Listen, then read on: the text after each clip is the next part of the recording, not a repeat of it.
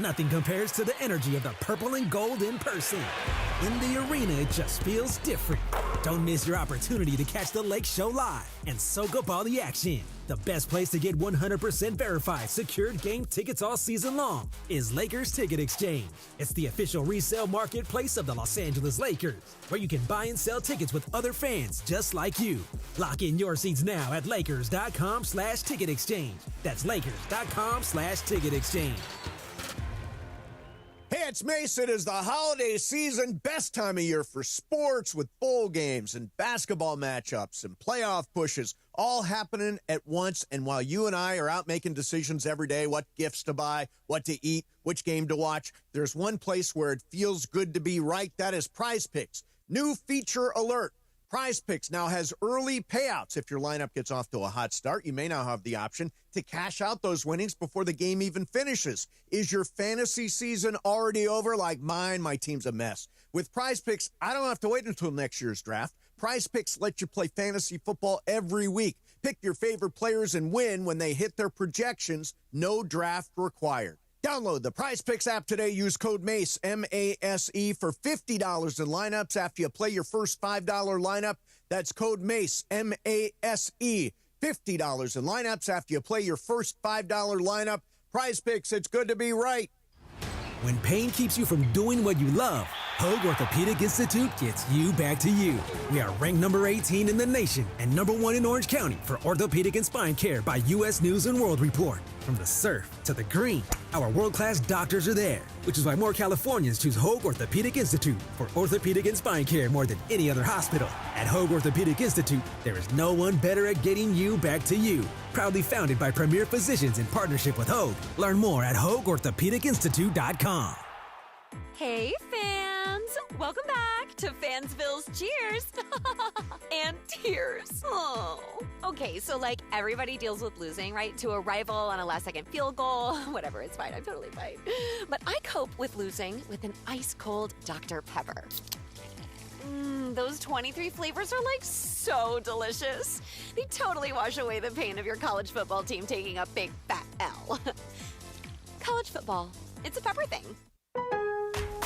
Getting more as a MyLowe's Pro Rewards member is easier than ever with the Lowe's app. Download it today and earn 500 points the first time you log in. Plus, your digital wallet helps you scan, save, earn, and access what you need to manage it all in one place. Download the Lowe's app and take advantage of your Pro benefits today. Lowe's, we help, you save. Valid 12/1/25 through 1/7/26. Offer valid for first login per organization only. Loyalty program subject to terms and conditions. Additional restrictions apply. Visit Lowe's.com/terms for more details. Subject to change. Hi, this is Sean McVay of your LA Rams. The Rams play here. KSPN, Los Angeles. 710 ESPN. A good karma brands radio station. ESPN 710, Los Angeles. Sports. And it is the biggest show on the radio. Mason and Ireland is on for your Wednesday afternoon. Ireland, best show on the radio. Here we go, Wednesday game night for our Lakers against the Spurs to advance in that NBA Cup. We will get you ready because Michael and Pepe are here. Michael, you know what? When you go on the plane, how many seats do you take? 2. Why? Because I want room. You're soft. Yeah, you're soft. Good point, Pepe. You're soft. Because I'm selfish, Pepe. That's Michael, why. plus from the LA Kings at 1:30 p.m., Luke Robitaille for his weekly segment. Is he going to bring up me and Marty McSorley again? I don't know. Yeah. 2 o'clock game of games, because at 2:15, the legend, my old radio pal, Bob Costas. I'm sure that's what's on his Emmys. Chris Morales' old radio pal. He was a hail fellow, well met.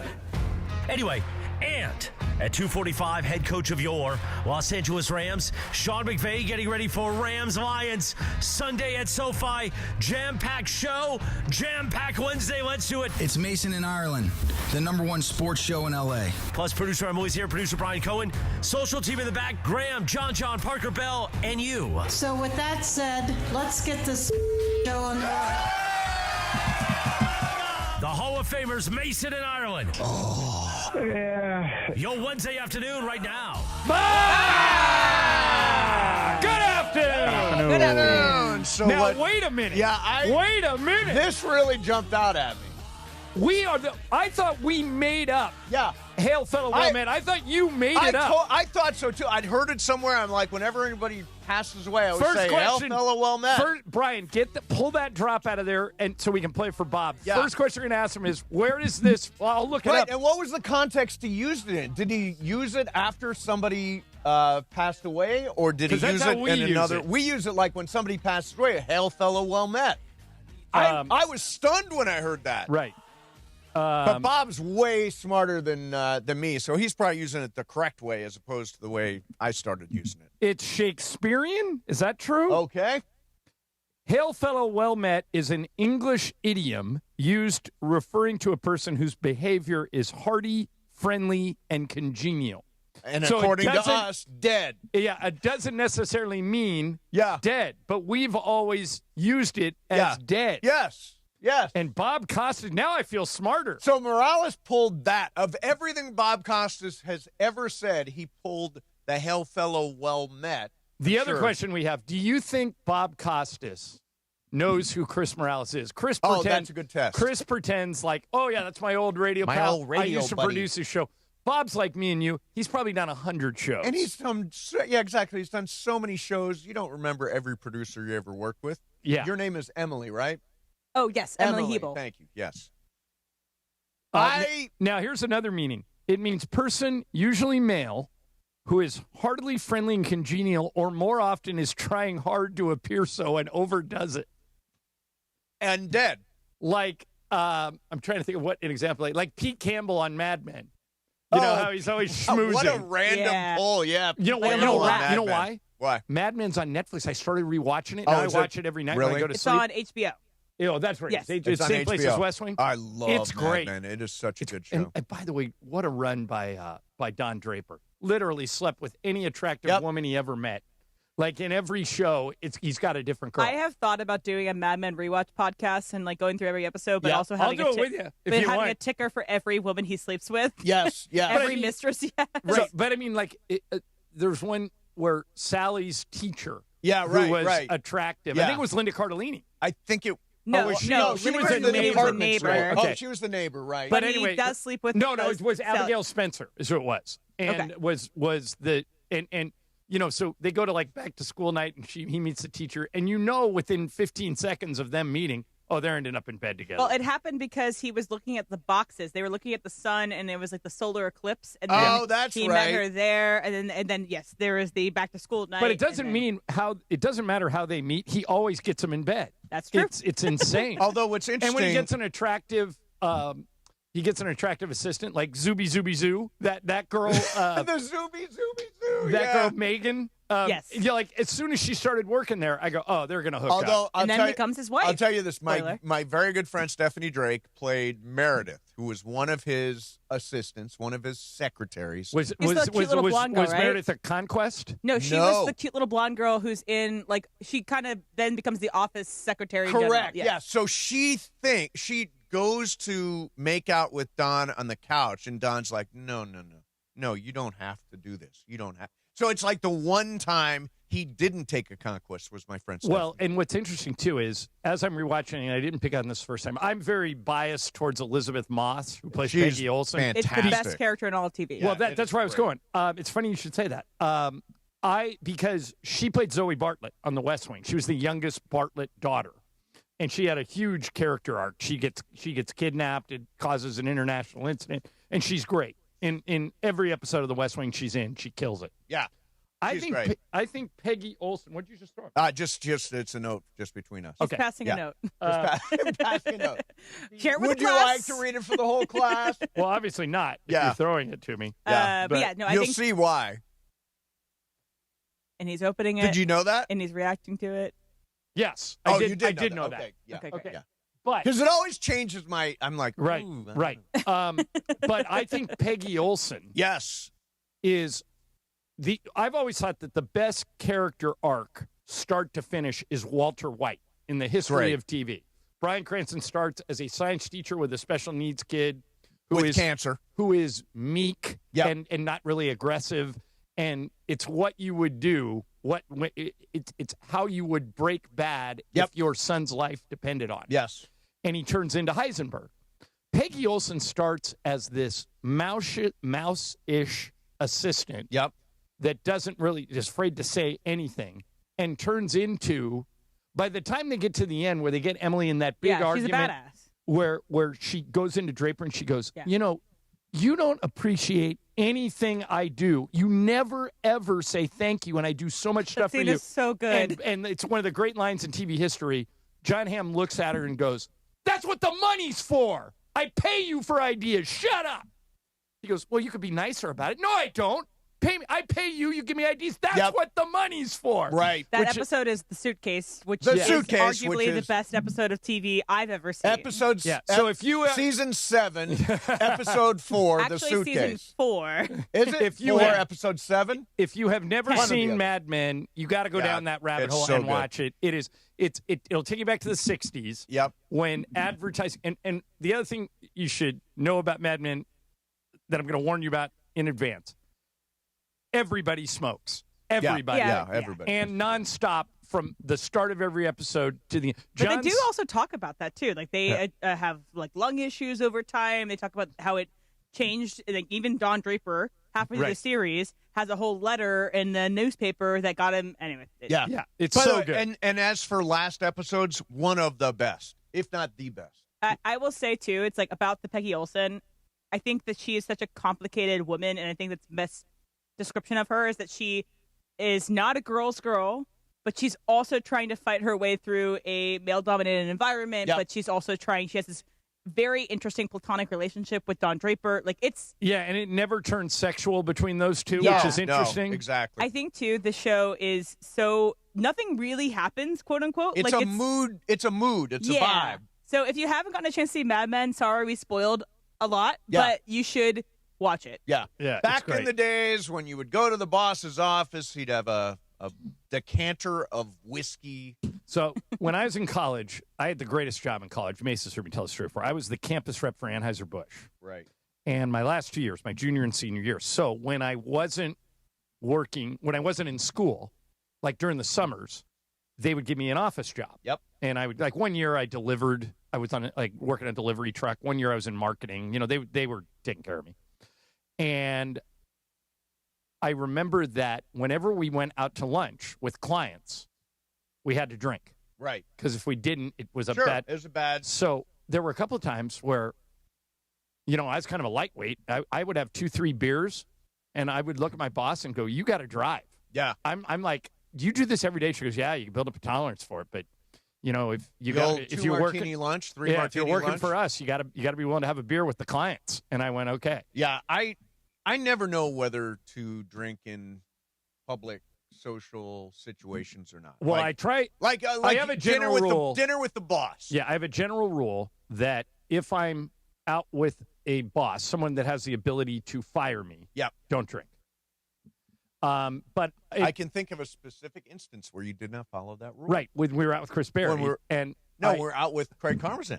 Yeah, but he was encouraging us. Correct. He had a drink first. That's true. One night we had too much to drink with Chris Berry. That was the weirdest thing. Chris was our new boss. Mm-hmm. He's a great guy. I think he's working in L.A. again. He is. He's working, I think, running he won't mind, metro traffic. He won't mind me stuff. telling this story. Yeah. He probably is proud of it. So halfway through the dinner, he goes, hey, I want to take you guys out and get to know you a little bit. Pick a place. Tell me what time, and it's on me. So Mace was living in Westwood at the time. Mm-hmm. So we picked a place I knew about in Westwood, right by UCLA. And Chris met us. I think we met him at 6, 7 o'clock. And like an hour into the dinner, this attractive woman shows up and sits down at our table.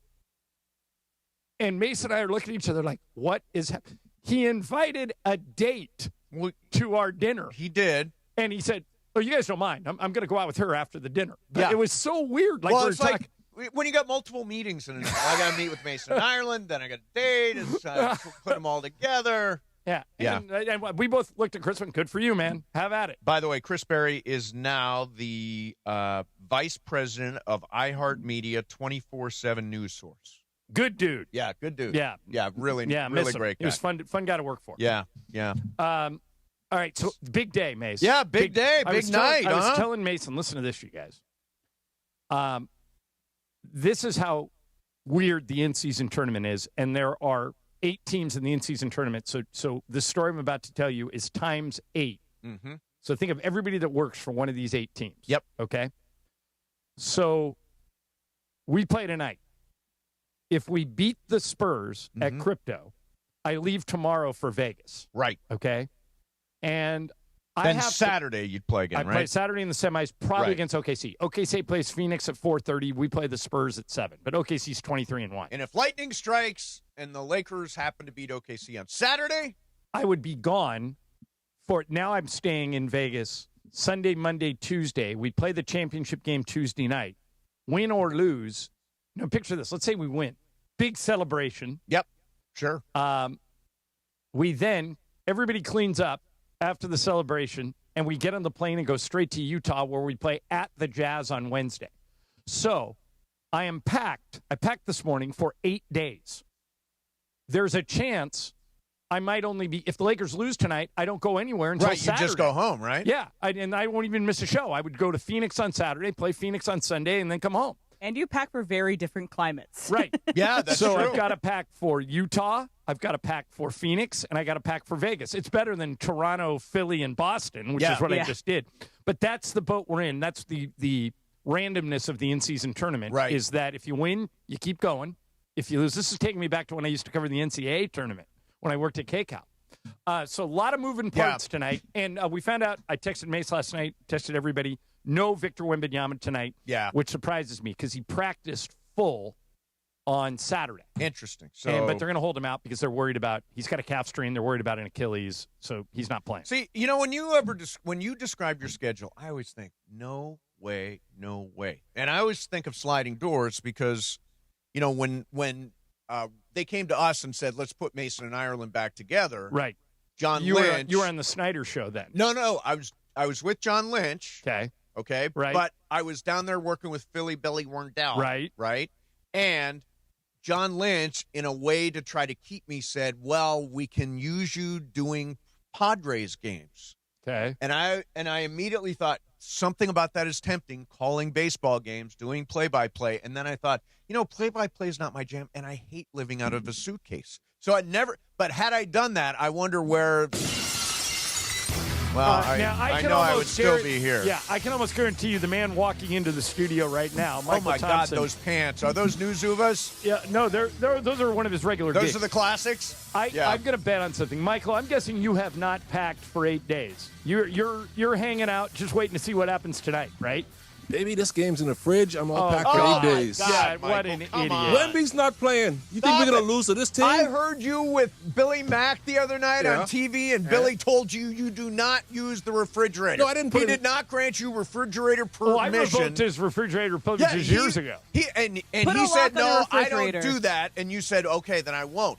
Now, why do you listen to Billy Mack and not listen to John Ireland? Because in Philly, I knew that it was going to be a tough game. Because it had a playoff atmosphere for both teams. Wemby's been out for the last 11 games. Mm-hmm. What do you think the Spurs' record is in those games? I don't know, 7-4. They're 8-3. 8-3. Big deal. De'Aaron Fox is really good. Oh, yeah. Only got Stephon Castle is really good. LaSalle, all good. Dylan Harper is Dylan really Harper, good. Yeah. But you saw the Lakers played in Philly, right? And you know they want to win this money. Yeah. Right, but it isn't. Right, you are so wrong to suggest this game is in the refrigerator. I mean, this game's going to be really close. Then why have I packed for 8 days? Well, by the way, so you think we're going to beat OKC on Saturday? You putting that one in the fridge too? Yes. OKC is 23 you're putting the OKC game in the fridge, but I think we'll win. Oh, it's on ice? If we lose to OKC on Saturday, we come back Sunday. I'm not planning on coming back here Sunday. We're going to Utah from Vegas. Okay, there you go. Where's your guys' faith? I don't know. I've seen Oklahoma City play, and I don't have faith in that. I've never met anybody more than you that disrespects opponents as regularly as you do. Me? I don't disrespect them. I have belief in the Lakers. By the way, I will also say, no belief, Michael, at no point during the TV broadcast the other night that I was watching did I hear you eating chips. You seemed more engaged with Billy Mack than you ever get with John Ireland. Is that fair to say? Yeah, you didn't eat chips the other night? I have more fun with Billy. Like, he was really locked in with Billy. I'm like, God. So it sounds like you have less fun with Billy if you were really locked in. You know what it is? Island TV is so much easier than radio. Why? Because you don't have to talk the whole time. You don't have to talk. You know, people can see what's going on. Although you Ireland wouldn't shut can't up take a in the break. game I was watching. You should eat food when it's on I was having some TV. fun. Ireland, you know, when you're on radio, Ireland can't take a break because we got to let people know. And I'll say at the end of the game, normally I don't get to hear you guys do the show on the radio because I'm watching on the TV, but I did think Michael was great at the end of that game. How so? Because you kept saying, give the ball to LeBron. Right. LeBron has to have at least one touch. And there were a couple of times down where LeBron didn't touch the ball, and you just kept at it. This is a Michael Thompson, like, you know how John Wooden has the pyramid of success? Yeah. This is a cornerstone of the Michael Thompson pyramid. Okay. And he told me about this 20 years ago, and I can't believe it still happens, but it happens all the time. Watch a game. A guy will come down, hit 3, 4, 5 shots in a row. Yep. And the next 2 times down the court, they don't throw him the ball. And that's essentially what was going on Or in that even game, worse, and this happens all the time, the coach takes him out. Yeah. Right. And Michael's like, if Michael and I drop dead today, the one thing I will remember more than anything else that Michael has taught me, and he's taught me a ton about the NBA, is you don't get tired when you're hot. Right. Think about that. Yeah. If you come down and hit 5, 6, you're on a 7 roll, shots sure. in a row. Clay's a great example of that. The reason Clay holds that record for making all those threes, he hit 14 threes in one game. He scored 37 points in one quarter, is that the Warriors, unlike other teams, realized that Clay was hot, and they just said, give the ball to Clay and get out of the way. Yeah. Like Steph, who's the greatest shooter on the planet, was throwing the ball to Clay. Remember this, Michael? In that game, Steph would throw the ball to Clay, turn around with his back to the basket, and make a 3 sign before the ball even went in. Yep. And so many teams don't do that. They don't feed the hot guy. They don't realize that somebody has hit 4. And then these coaches get married to their rotations. So a guy that hits, I remember 5, 6 years ago, Lonnie Walker got unconscious in a game, and they took him out. Yep. Yeah. I'm like, he's made 6 shots in a row. Why are you taking him out? I think that happened with the Pelicans. Remember, little Alvarado hit like 17 points in the first quarter. Jose Alvarado. Yeah, and they took him out. I was like, Willie Green, what are you doing? This kid can't miss. Thank you for taking him out. Right, exactly. Or like Steven Adams gets 8 offensive rebounds in a row, and they take him out. Yeah. You're doing the other team a favor. Yes. What are you doing? So, Ireland, I want to hit you with what I think is huge news for you. Okay. Plus, I started a new reality show last night. I normally don't watch them. I'll tell you what it is coming up. Did Juan drag you into it? He did, and I actually am glad he did. We'll do that coming up next for you. Pepe Mantia is going to be here. Bob Costas is coming on the show today. We'll hear from Luke Robitaille, Sean McVey, all that stuff coming up. Game of games early today, 2 o'clock. Yes. Michael's game, 2 o'clock. Mason and Ireland, 710 ESPN. Rams fans, it's your boy Sua Cravens. Pechanga Resort and Casino, the official tribal casino of the Los Angeles Rams, is throwing an epic watch party Thursday, December 18th at Kelsey's inside Pechanga as the Rams take on the Seahawks. Show your Rams love and come out and enjoy food and drink specials and score big with awesome prizes. Like a VIP sports experience inside the ESPN LA suite or playing a golf foursome with me at Journey at Pechanga. It's free to join, but spots are limited. Lock in yours now at ESPNLA.com. That's Thursday, December 18th. At Normand Legal, we know you have a lot of choices, but you need family and a championship-winning team on your side. Absolutely, Joe. When someone's been in an accident, they need a team that goes full throttle, tackling every obstacle to get the maximum compensation they deserve. Exactly, Travis. We've helped thousands recover millions in settlements and verdicts, and we never leave our clients on the sideline. Do not wait. Call 213-747-1234. Again, 213-747-1234, or visit normandlegal.com. Normand Legal, the winning team fighting for you. Think Verizon, the best 5G network, is expensive? Think again. Bring in your AT&T or T-Mobile bill to a Verizon store today, and we'll give you a better deal. Now, what to do with your unwanted bills? Ever seen an origami version of the Hollywood sign? Jokes aside, Verizon has the most ways to save on phones and plans where everyone in the family can choose their own plan and save. So bring in your bill to your local LA Verizon store today, and we'll give you a better deal. Rankings based on Root Metric True Score report dated 1/8/2025. Your results may vary. Must provide a postpaid consumer mobile bill dated within the past 45 days. Bill must be in the same name as the person redeeming the deal. Additional terms apply. When it comes to hiring, other job sites are still huddling, while ZipRecruiter's already in the end zone. What's the advantage? With ZipRecruiter, when you need to hire someone fast, you get them fast, but you also get the best person for your job. It's a win-win. Plus, ZipRecruiter doesn't depend on candidates finding you. It finds them for you. Recruiting a team or looking for fresh talent? ZipRecruiter covers the field with their powerful technology and immediately starts showing your job to the right candidates. That's why over 4 million businesses have used ZipRecruiter to hire, and why 4 out of 5 employers who post on ZipRecruiter get a quality candidate within 1 day. ZipRecruiter makes hiring faster, smarter, and more efficient from post to hire before the competition can even line up. Get in the end zone with ZipRecruiter, the smartest way to hire. Try it for free at ZipRecruiter.com/LA. That's ZipRecruiter.com/LA.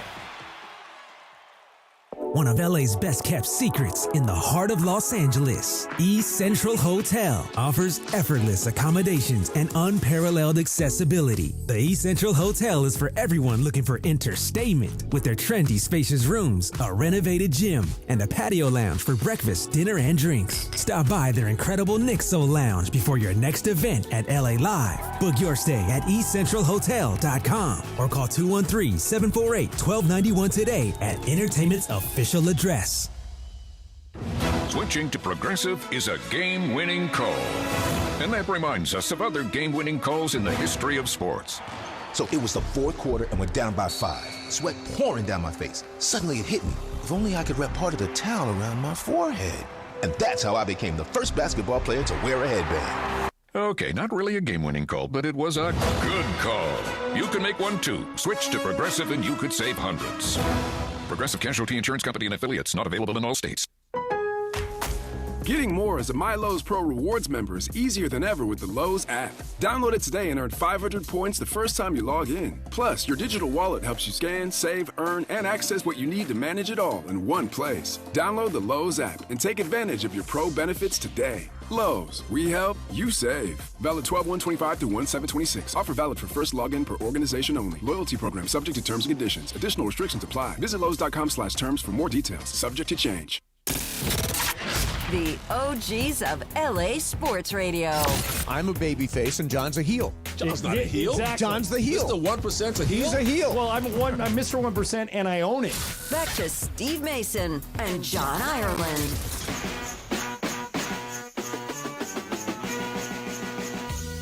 All right, Rams watch party. Huge prize, huge implications. I'm nervous for that game, about that game. I think Detroit's better about the Sunday than people give them credit for. This is actually about the Thursday next week. Rams Seahawks.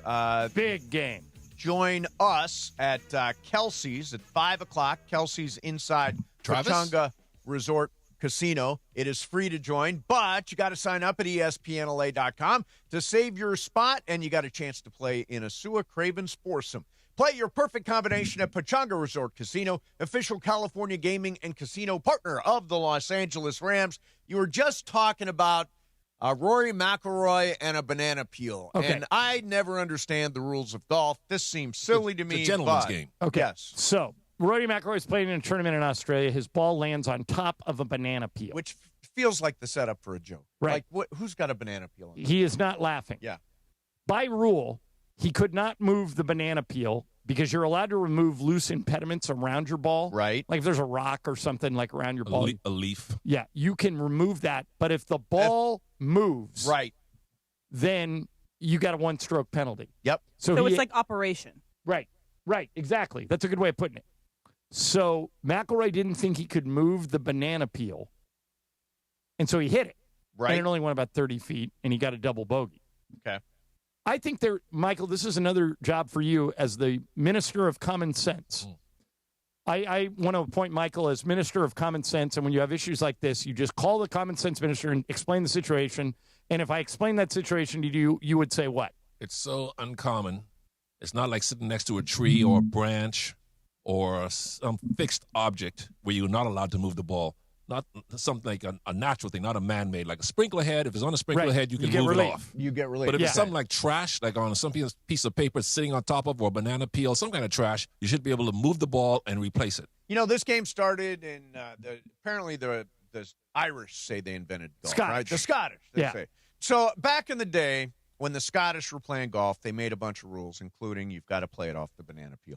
So what is the incentive for this to change? In other words, golf's got a bunch of stupid rules. If it was me, I'd just kick the ball. I'd take the one-stroke penalty, and I would play it as it lays. But you're saying golf rules. If it happens to you when you're at Mountain Gate or wherever you're playing. If I was in a tournament, they would make me hit it. No, but if here's I was the thing, playing Aaron. with my friends, they wouldn't. But Aaron, here's the thing, Mace. With you, let's say it's raining a lot and there's a lot of mud on the fairway. They allow you to pick the ball up and clean the mud Lift, off. clean in place. Yeah. So what's the difference? Because that's just stupid. This was an 80-degree day. So what? But they allow you to move mud off your ball if it's raining and it's sloppy. Right, but it wasn't raining or sloppy. But it's the same thing. It's a banana peel. Yeah. By the way, just the banana peel is just funny it to does me. sound like the beginning of a joke. It sounds like the start of a joke. Yeah. All right, John, who is Jen Shaw and why do I care? Jen Shaw is one of the Real Housewives of Salt Lake City. Now, how do you know that? Which I hear this is like the craziest housewife. If you are do you only, know, if you you know are, all their names, Ireland? I know all about Salt Lake, yeah. But I don't know. I don't watch Atlanta. I don't watch. You watch the show in your heels? I don't. Yeah, pretty much. Well, would you rather me watch that or Hallmark? Because that's Hallmark, man. That's a man's movie. That is the opposite of a man's movie. Little ladies. Okay, Jen Shaw. Jen Shaw. Oh, yeah, Jen Shaw. Jen Shaw was convicted of running a scam. She was taking money from old people, and she's now in prison. Okay. And all this played out on the show. Yes. She is not coming back to the show, even though her term in prison is almost up. She is out. She got out of of prison. Right now, she's a free woman. Yeah, Andy she's gonna Cohen be on, says she's not coming on. Wouldn't She's that not make the coming back ratings on the go show. up? I thought so too. Exactly. But She's gonna be on house Andy arrest. says she's not coming Well, back. sometimes, I mean, if you're stealing money from old people, I don't know the specifics of the crime, That's but that pretty is really, really bad. Yeah. So I understand why you wouldn't elevate that person, but it's if you were given the choice, you would want her back on. 100%.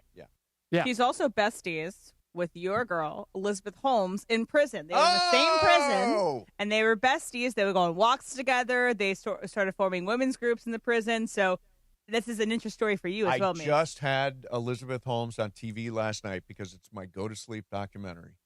And I'm learning it inside. How long is she in prison for, Elizabeth? This is a nanotainer. Yeah. She's got that deep voice. No, she's in there for at least 10 years, 10 right? years? Yeah, she's in there for 10 years, yeah. And what's interesting is I heard a rumor the other day that, like, people were speculating Trump might pardon her, but she was tight with Clinton. Clinton is the one who elevated her. Yeah. So I don't think Trump will. But I don't know. Did she keep some of the billions or millions? Or That's a good question. I don't know. I think she paid enormous She is fines. now married to a very rich person. Really? So I think that's what, and she has 2 kids now, I believe. Oh, does she really? Yeah. In so prison? She's getting birth in prison? No, he got her pregnant right before she went in. Yeah. And so she had the kids in prison, I believe. Yeah, but they come and visit her and everything. But yes, he is a very, very wealthy person.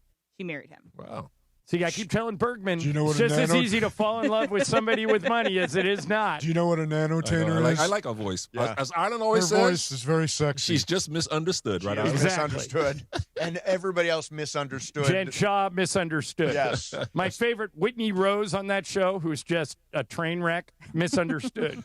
So, Em, do you watch that one? I have seen the first season, and I'm trying to work my way through Salt Lake City. But I do like it, and I like my friends talking about it. So last night I started at Juan's insistence, Owning Manhattan. Now, have you seen Owning Manhattan? No, real estate? Lisa watches Real estate show. I like that stuff. Where they go around in New York. And by the way, I have never seen the show. They're like extremely attractive people, right? Oh, yeah.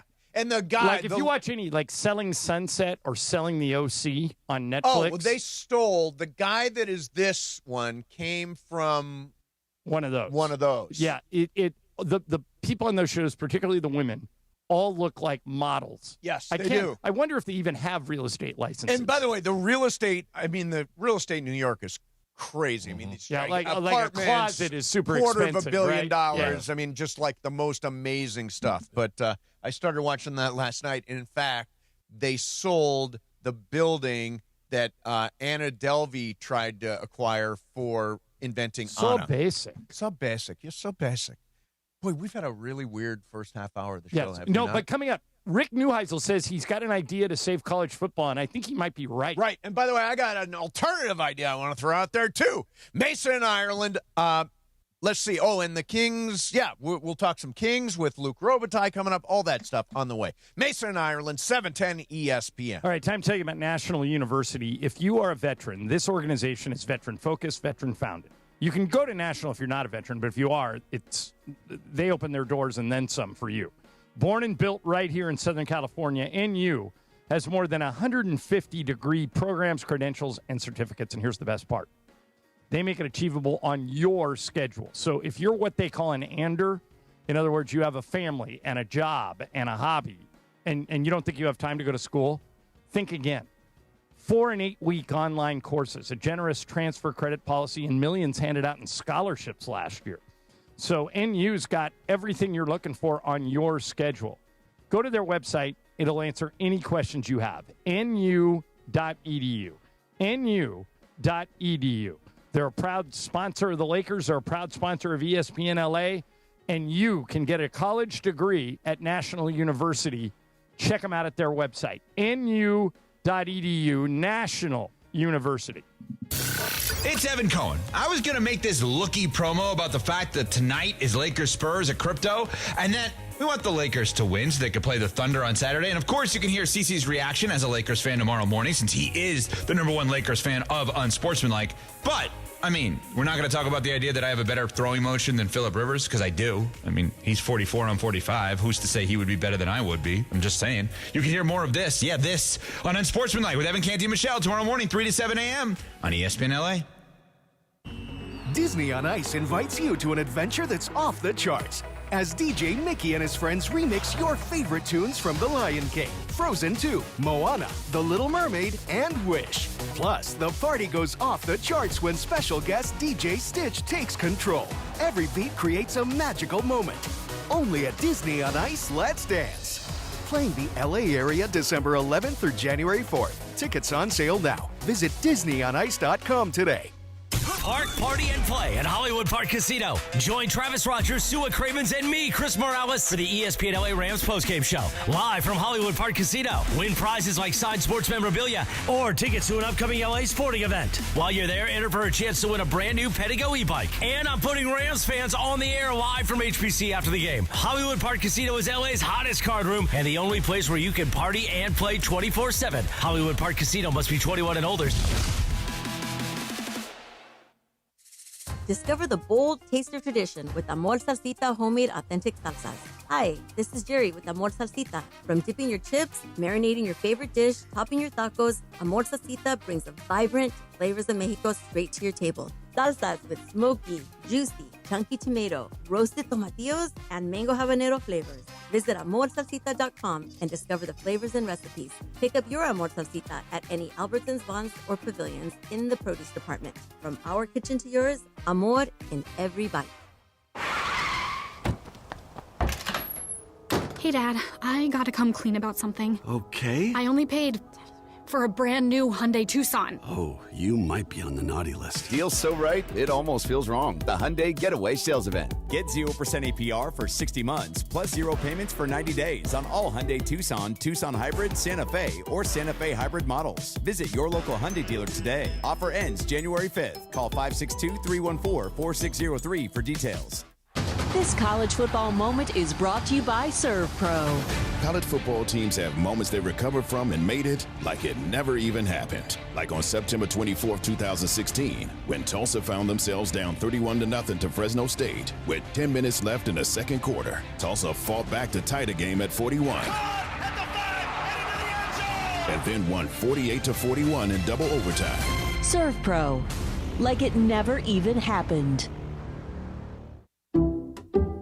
Some people just know you can save money on car insurance by checking Allstate first. Like you know to check Kirk Herbstreit's pregame analysis first, before talking to your brother-in-law. In this game, the key thing to watch will be the offensive line versus their front seven. If they can get pressure without blitzing, this could be a long night. Okay, Kirk. I know stuff. Ooh, checking first is smart. So check Allstate first and see what you could save. You're in good hands with Allstate. Potential savings vary, including based on how you buy, subject to terms, conditions, and availability. Allstate North American Insurance Company and affiliates, Northbrook, Illinois. And it is Mason and Ireland, the OGs of LA Sports Radio. Like, that's the problem in the world, is there aren't enough happy shows, fun shows. Mason and Ireland. 710 ESPN. Feliz Navidad. Feliz Navidad. Prospero año y felicidad. Ladies and gentlemen, we welcome to the studios Pepe Mantia. Pepe, what's up, man? How you doing? Very nice to be here with you guys. It is very nice to have you here, Pepe. Are you in a good mood this time? The one thing that I agree with you in a way is that Michael is very disrespectful to John Ireland on the radio. He is disrespectful to John Pepe? Ireland on the radio, yes. Yeah. How, Pepe? You take Billy Mack more seriously than Oh, you yeah. take John Ireland. Totally. You think so? You think so, Pepe? Yeah, you still look like a deer in headlights when I see you on TV. By the way, and I think Mike Trudell takes you more seriously than Michael does. Probably. Yeah. Yeah. Why do you think I look like a deer in headlights? Don't you Because think I see you in the raw feet and you are going like. I'm looking around and see in who's the raw waving at feed, you. Yeah. So, okay, let's get to this. There is a lot of talk now about the college football playoff and how to fix it and how to resolve it. And, Michael, what was your take on Notre Dame, Miami, all that stuff? Should Notre Dame be in? How do you view it? I like both programs. Notre Dame is a major attraction, major program. They should have been in. Yeah, I agree. Yeah. And JMU, James Madison, God bless them. Yeah, nobody cares come about on, that. They're 21.5 point Why do in people Oregon. care about JMU? Nobody knows Tulane. Tulane is an 18.5 point favorite at Ole Miss. I mean, come on. Yeah, Notre Dame should have been in. So Notre Dame automatically should be. No, Notre Dame should be because they had 2 losses as opposed to, for example, Alabama having 3 losses. Who beat Notre Dame? One of those 2 losses. That's correct. They lost to Miami and Texas A&M. Okay, so Miami beat him. This shouldn't be an either-or situation. It should be an and situation. They should be Anders, as John would like to say. National University. Right. And They bring a lot of eyeballs to the sets. Pepe, Yeah, they do. When they play Notre They Dame. do. Yeah, that's true. Now, Rick Neuheisel has an interesting idea. Rick Neuheisel, of course, his son was the offensive coordinator for UCLA this year after Deshaun Foster was fired, and he's been an analyst for a very long time. Do we have this? Is this audio? Rick Neuheisel. Yeah, he was on Dan Patrick's TV show on Peacock the other day, and he talked about what he would do about these bowl games that nobody wants to play in. Here's Rick. I think bowl games are going to end up being the first game of the year, Dan. I think we're going to see a bunch of these bowls go by way of the whales, and I also think the college football playoff is going to go as they extended that deadline to January 23rd. I think we're going to go right past 16 all the way to 24. Well, wait a minute. We're going to get rid of bowl games? What do you mean by bowl games will be the first game of the year? I think we're going to have a hard time talking a bunch of teams into playing in the postseason. Maybe I'm wrong, and I hope I am, because I remember vividly how much I enjoyed him both as a player and as coach. But I just think in this day of transaction football where people are coming and going, that there are going to be a lot of teams, and we're going to see a lot of players that aren't going to participate, and I think that's a shame. So I wouldn't be surprised to see a bunch of these bowl games get moved to the front end of a college football season. I think he's onto something here. I think it's an interesting idea. In other words, Michael, if you began the season with the Cotton Bowl and the Fiesta Bowl and all those bowl games, then nobody would opt out. Right. And it wouldn't hurt your chances of making the playoff because you would have 10 weeks to make it up. Right. And if you played, for example, the Alamo Bowl, which features TCU and USC this year, if you did that as the opener, well, that's an interesting game. For the Alamo Bowl. For the next season. For the next season. In other words, start the year with those big games because they all contribute to your resume on top of everything else, and they keep bowl culture alive. And how about USC Notre Dame on the opening week of the season? Absolutely. Then whoever wins that game gets a really good quality win, and whoever loses has time to make it up. So this floater, what do you think of that, Michael? The idea of I like it because if I'm going to be a first or second round pick in the NFL, I don't want to risk playing in some meaningless bowl game. Right. Now, the one thing I saw that came across was the concept of a bowl season NIT. So take the teams that missed. Okay. And let's do it this way. Notre Dame, Vanderbilt, BYU, Texas get buys. Okay. The field includes SC. It includes Boise State. It includes the University of Michigan. It includes Duke. They won the ACC championship game. And you play that out simultaneously or before you get to the big tournament, the CFP. At least those games have meaning. No, they don't. Why would I play in those games? Yeah. Let's say I'm a student at USC. Yeah. I'm Makai Lemon. I'm a potential NFL draft pick. Right. You're a first-round draft pick. Right. Why would I want to play in the NIT? Well, I can't win a national championship. Nobody's going to play in those bowl games. Right. And nobody's going to play in the NIT necessarily. It's going to be the freshmen. It's going to be the redshirt freshmen. It's going to be the sophomores. But if you move the exact same concept to the front of the schedule and play those games in August and September, everybody plays. Mm-hmm.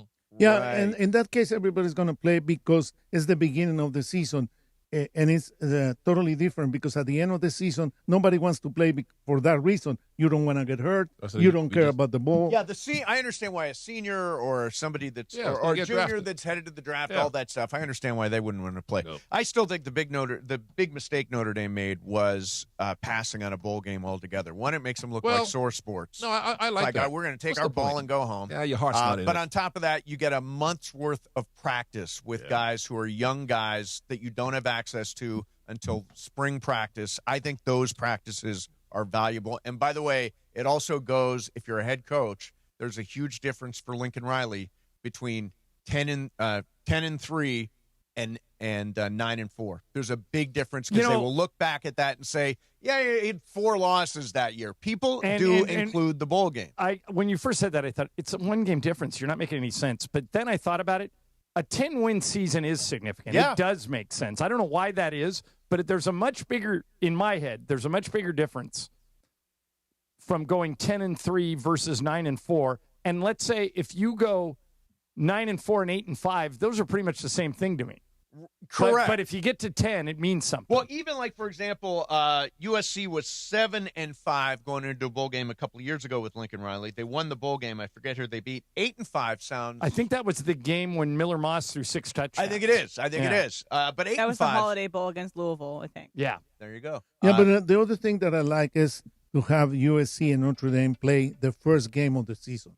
I would love to see that. And that's where I think, and Bill Platsky wrote about this, and I've been talking about this, the idea that if the Notre Dame rivalry is going to continue, then it should be an opener as opposed to a cross-country game in the middle of the Big Ten schedule in late October in South Bend. Just play those games early in the year. First game of the year, I think, would be fantastic. It would be a great tradition.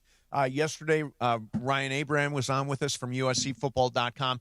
His instinct is that for 2 more years, the rivalry will continue, which would mean Notre Dame here at Thanksgiving time, and then the following year, USC at Notre Dame. And then after that, after the next 2 years, an extension, that potentially they would move to the first game of the year. That doesn't make any sense to me. If they're arguing over when to play it, I think the home team gets to decide when the game is. So if they do extend it for 2 years, Notre Dame, you can put the game wherever you want when we come there. But when you come here, we're putting it in August or September, and that's it. So you're saying USC's got Notre Dame this coming if they have Notre Dame. If they cut a deal, right. I do not think it should be under the parameters of the old setup. In other words, I don't think USC has always played Notre Dame right around Thanksgiving in LA. Right around Thanksgiving. And in the middle of October if they go to South Bend.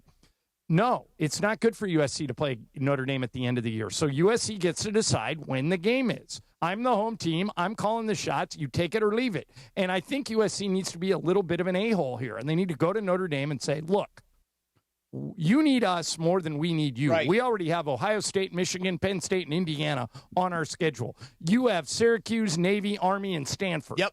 You need us. So since you need us, we're invoking hand here. I'm taking the con. Yep. You're going to play us in August or September, or we're out.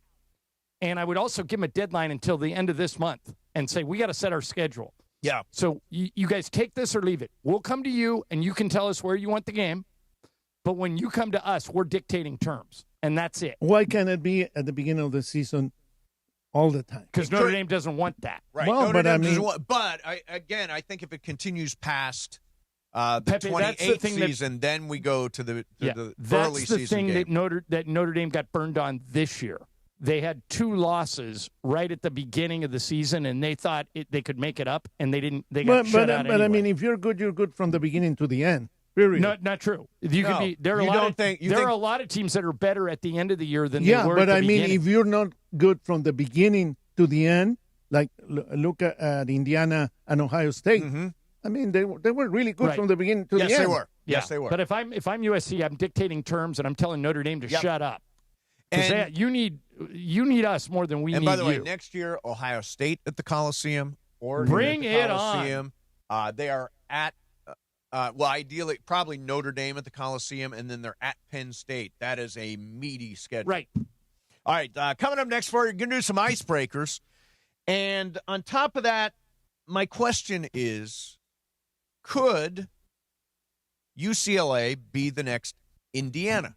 I want to bounce that off you, Ireland. You've got a very screwed up look on your face. Well, I just think it's an extreme. This this may be the biggest reach that you've had in years. This theory is out there. It's not even mine. I hope By you're the right. way, Bob but Chesney, already a better head coach than Deshaun Foster. He handled press conference yesterday. He didn't say, we're in L.A.? We're in L.A.? No, Yeah. He answered questions. He was actually very, very good. So we'll talk about that, too. Mason and Ireland, 710 ESPN.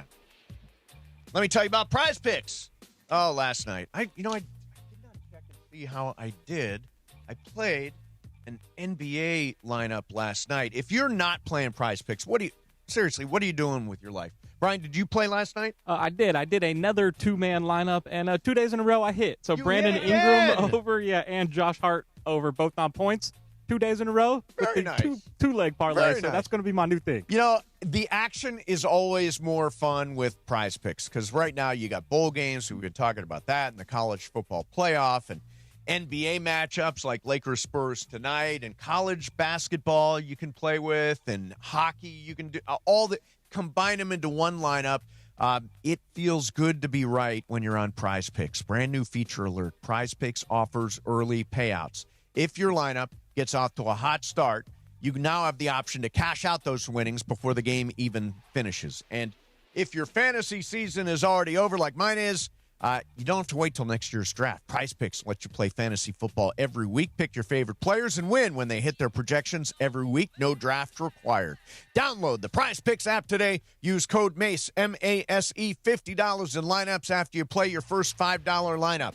That is code MACE, M-A-S-E, $50 in lineups when you play your first $5 lineup. Prize Picks. It's good to be right. Mason and Ireland, 710 ESPN. Your Lakers, your season, your home. Tonight, the Lakes shall return home for an NBA Cup quarterfinal matchup. Austin with 3. 30-footer. Of course it's good. It's Lakers versus Spurs from Crypto.com Arena. Coverage begins tonight at 5:30 p.m. Look in the left corner. Tough 3. It's good. Wow. The Lake Show lives here. 710 ESPN and the ESPN LA app. When life hits hard and you need a championship-winning team on your side, like Normand Legal and Joseph S. Normand, proud partners of ESPN LA for over 15 years. If you've been in an accident, don't face it alone. Normand Legal goes full throttle, tackling every obstacle and fighting to get you the maximum compensation you deserve. Just like the best teams in LA, they've helped thousands recover millions in settlements and verdicts. Call 213-747-1234. That's 213-747-1234 or visit normandlegal.com. Normand Legal, the winning team fighting for you. Bottom of the ninth, bases loaded, crowd rocking for Rotolo Chevrolet's top hitter, Mike Capozio. He's facing off with the Bulldog, and these two have quite the history. Here's the pitch. Oh, he got all of it. That ball is out of here like a red Corvette, and it's going and going and going. Yes! Dad, are you having that dream again? Come see what the fun is all about at Rotolo Chevrolet. At Target, great memories start with great prices. Get gingerbread house kits for just $12, plus all the Wonder Shop baking must-haves. Gather the whole fam, grab some gingerbread kits, and start building sweet moments together. Then keep the joy rolling, baking up tasty treats with Wonder Shop that'll make the season a blast. Make unforgettable memories with incredible prices on gingerbread kits and Wonder Shop baking essentials. And step into the holidays, only at Target. Restrictions apply. My name is Whitney Allen. I am a widow. My husband, Ryan, died. We never thought in a million years we'd have to use life insurance. The unexpected happened. With Ethos, it is so fast and easy. It's 100% online. You can get a quote in seconds, apply in minutes, and get same-day coverage. No medical exams, and you can get up to $3 million worth of coverage through Ethos. Get your free quote at ethos.com/game. That's ETHOS.com/game. Time spent on application may vary. Online health questions required. Listen to Mason and Ireland, weekdays noon to 3 on ESPN LA. And it is Mason and Ireland on ESPN LA. It's time for Icebreakers. Icebreakers made possible by Blue Ice Vodka, the finest vodka sourced from Idaho potatoes. Get it, Idaho Johnny I, the Idaho compound. Enjoy Blue Ice Classic Vodka or their unique flavors like Huckleberry and Double Espresso. Find Blue Ice in stores and ask for them by name. Time for Icebreakers on Mason and Ireland. Take it away, producer Emily. Before I get to my Icebreakers, football fans, the Rams Toyota Countdown to Kickoff is live from Cosm. This Sunday, join Travis Rogers and Sue Cravens from the Hall at Cosm. Experience massive wall-to-wall LED displays, local food, craft cocktails, and beers. The perfect way to get game day ready with ESPN LA. Plus, show your SoFi Stadium ticket for a free Hall entry. Don't miss it. Learn more at cosm.com. So, I'm going to give you guys the update for the scores for the month. Okay. Andy's still in the lead with 11 points. Good Lord. Mace has 8. Nice. Brian has 4. John has 6, and I have 4. So that's where we are currently. Okay. Right. I can pass Mason if I get this. And today we also have to deal with Pepe and Michael, although I don't think they've yet scored in I got one. Icebreakers. Did Did you get get one? Here we go. Yeah. See if you guys get this one. Go 4. ahead, man. What do you got? 10 points. I was born in 1908 in Massachusetts, and I died in 1989. Okay. All right. For 9 points, I was the highest paid woman in the United States in 1942. Okay. For 8 points, I had 4 spouses throughout my life. Mason. Go ahead. I'm wrong. I was going to say Elizabeth Taylor. But it's like that's wrong. Yeah. All right. Okay, so he's out. All right. You want to guess, John, or do you want to No. keep going? I thought we were going to old-timey actresses. For Okay. Pepe. In honor of Pepe? Yeah. So yeah, I had 4 spouses throughout my life. 7 points. I've been awarded 2 stars on the Hollywood Walk of Fame for motion picture. One of them for motion picture, and one of them for TV. Seems greedy. I'll take a shot. It's pretty important. Oh wait, no, I won't. I'm gonna get one more. Michael. Okay, Michael. Lucille Ball. It is not Lucille Ball. Oh, That's what I was a good gonna guess, though. That's a good no, guess. but I didn't think she would get one for motion pictures. What movie was she ever in? Yeah, that's true. Not All right, for so keep not going. For Em. movies. It's me, Brian, and Pepe left. For 6 points, I was the first actor of any gender to receive 10 Oscar nominations. Pepe. Ireland. Pepe. Okay, Pepe got it first. Pepe. Katharine Hepburn. It is not Katharine Hepburn. That leaves it That's all. what I was gonna say. All right, all so we Ireland got and John Brian. and Brian left. And Brian, you can just let this go all the way down if John gets it wrong, okay? No clue here. All right. For 5 points, I originated the phrase, fasten your seatbelt. It's going to be a bumpy night. There you go. I think it's Bette Davis. It is Bette is Davis. Bette That Davis. was all about Eve. I So had it my- for you, Pepe. So we named Pepe, we teed one up for you, and you didn't No, but get I it. mean, Katharine Hepburn. I Okay, so if you- immediately knew you were going old-timey actress as soon as you said 1908 to 1989. And I want to give you guys the rest in case you're listening and you don't know who Bette Davis is, because Yes. she's a pretty incredible person.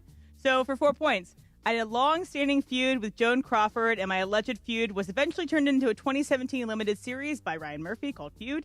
For 3 points, my eyes are so iconic that there's a song about them. Kim Carnes. Kim Yes. Carnes. For 2 points, I have won 2 Oscars, and I'm the star of All About Eve, Whatever Happened to Baby Jane, Little Foxes, and Jezebel. There you go. Brian, do you know who Bette Davis I is? would have not gotten that. Yeah. So her most famous. So how many points did I get? So you got it for 5 points. So I have 11 now. I'm tied with Andy. That is correct. Okay. So the famous thing, you know this story, John, that Bette Davis was on the Tonight Show once, and Johnny Carson said, "What advice do you have for young actors?" Love this. And she said, "Take Fountain, which is a street in Hollywood that does get you around a bunch of different places. I don't know if Fountain is as untraveled as it used to be, but it was no, a it good." is the. I used to live right above Sunset Boulevard, and when I started taking Fountain, I cut tons of time off my Cake commute. Fountain. And also What does she mean by apparently, that, though?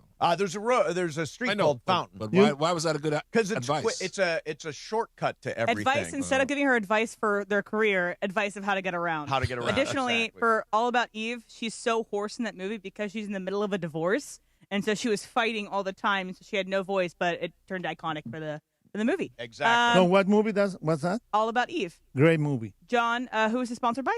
Blue Ice Vodka. Matter of fact, Tom Gibson, the guy who runs Blue Ice Vodka, is in the process of sending. Lisa Ireland is in Idaho, waiting upon a delivery of Blue Ice. It is great. It's made from potatoes, not corn. Smoother, creamier. It's the real deal. Blue Ice isn't just vodka. It's a statement. All right, so we got so much coming up for you today. Luke Robitaille is going to join us at 1:30. Game of Games is going to be at 2. Bob Costas, 2:15.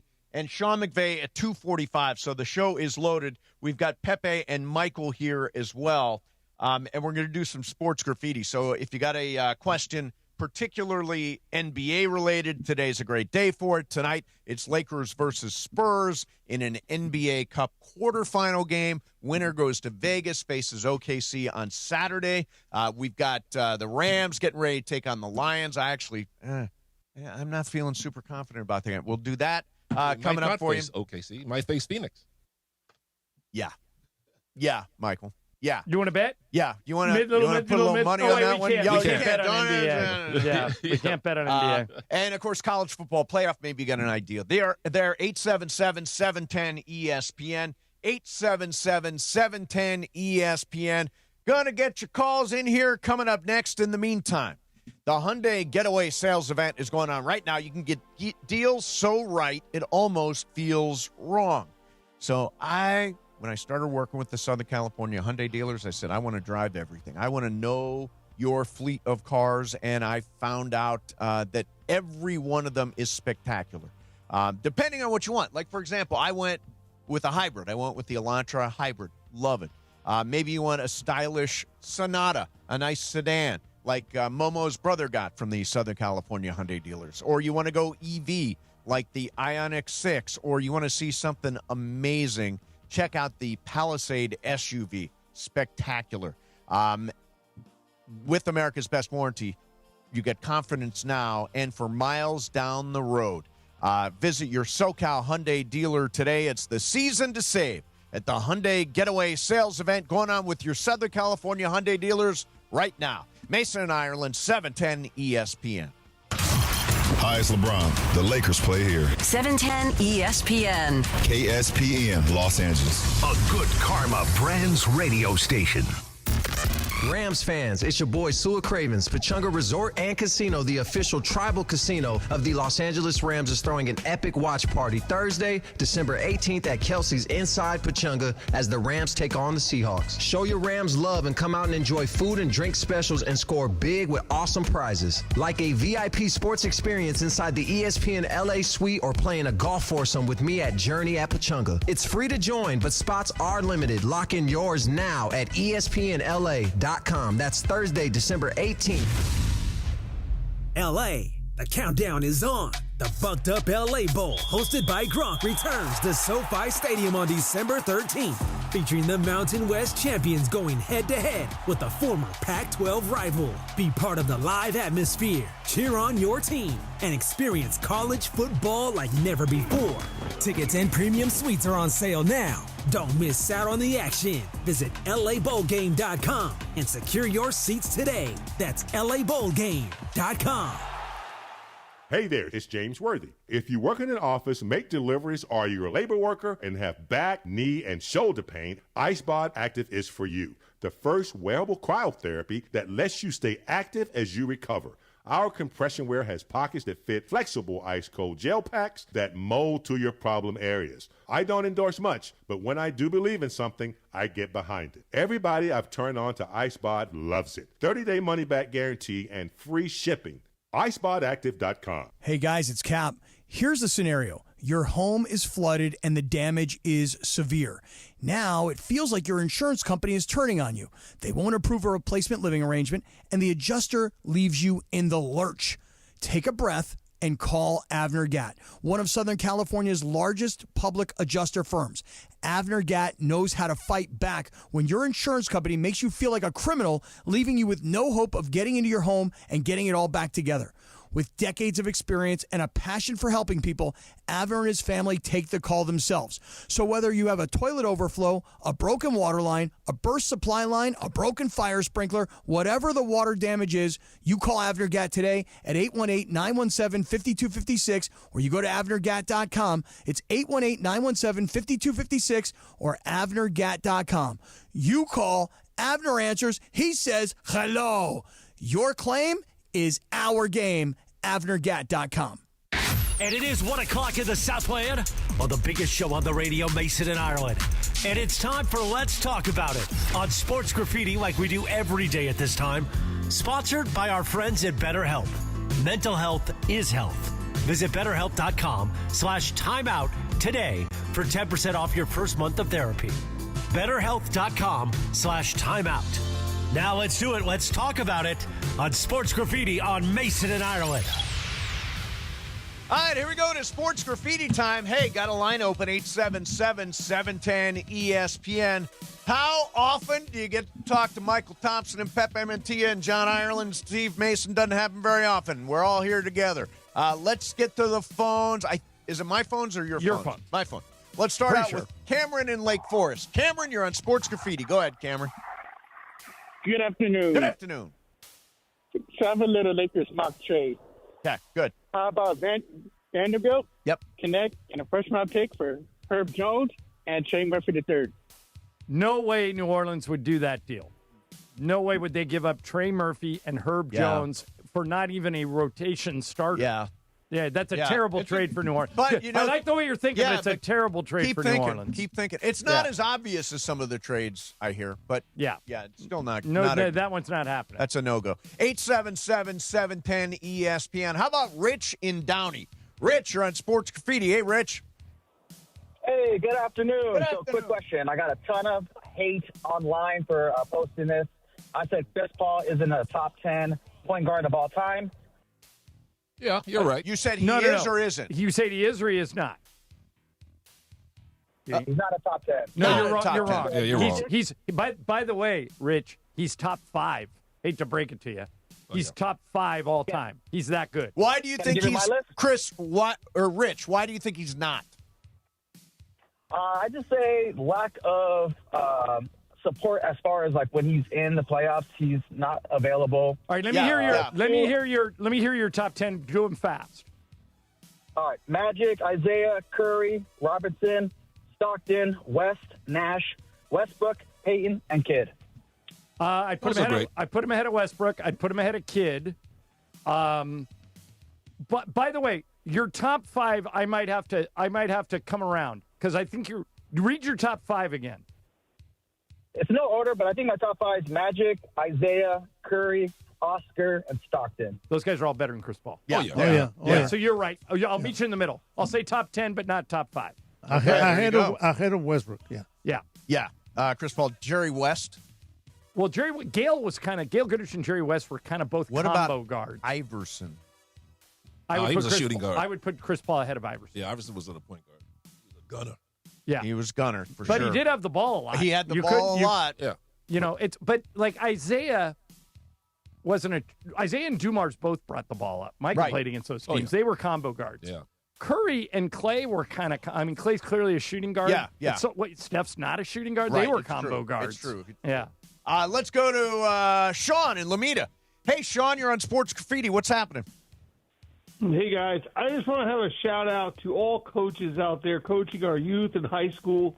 Those high school coaches, they usually teach all day long, and then they use their conference period to go and coach a high school football team or soccer or girls softball, whatever it is. We get to enjoy what we're doing now because of the efforts they're putting in teaching these kids to become good college athletes. And I just want to give some props to them. Just for a shout out to all of them. That's a good call. Yeah. Very good. Very good. Let's go to Martin in Orange. Hey, Martin, what's up? The premise that Notre Dame football needs USC is wrong. If it was the same thing next year, Notre Dame would be in with the top 12. If it was 2 years from now, Notre Dame is in if they're a top 15. What pushes this tournament, it's not the best football programs. It's who has the money and the influence on the TV. Who's going to bring in the crowd? Notre Dame has huge influence on television. If you're right, Notre Dame would have been the first team in. They didn't get in at all. Nobody gets TV ratings like Notre Dame. By the way, Martin, let me ask you a question. What was Notre Dame's biggest win this year? John, what? Honestly, no, answer the question. Answer the question. Are you going to duck the question?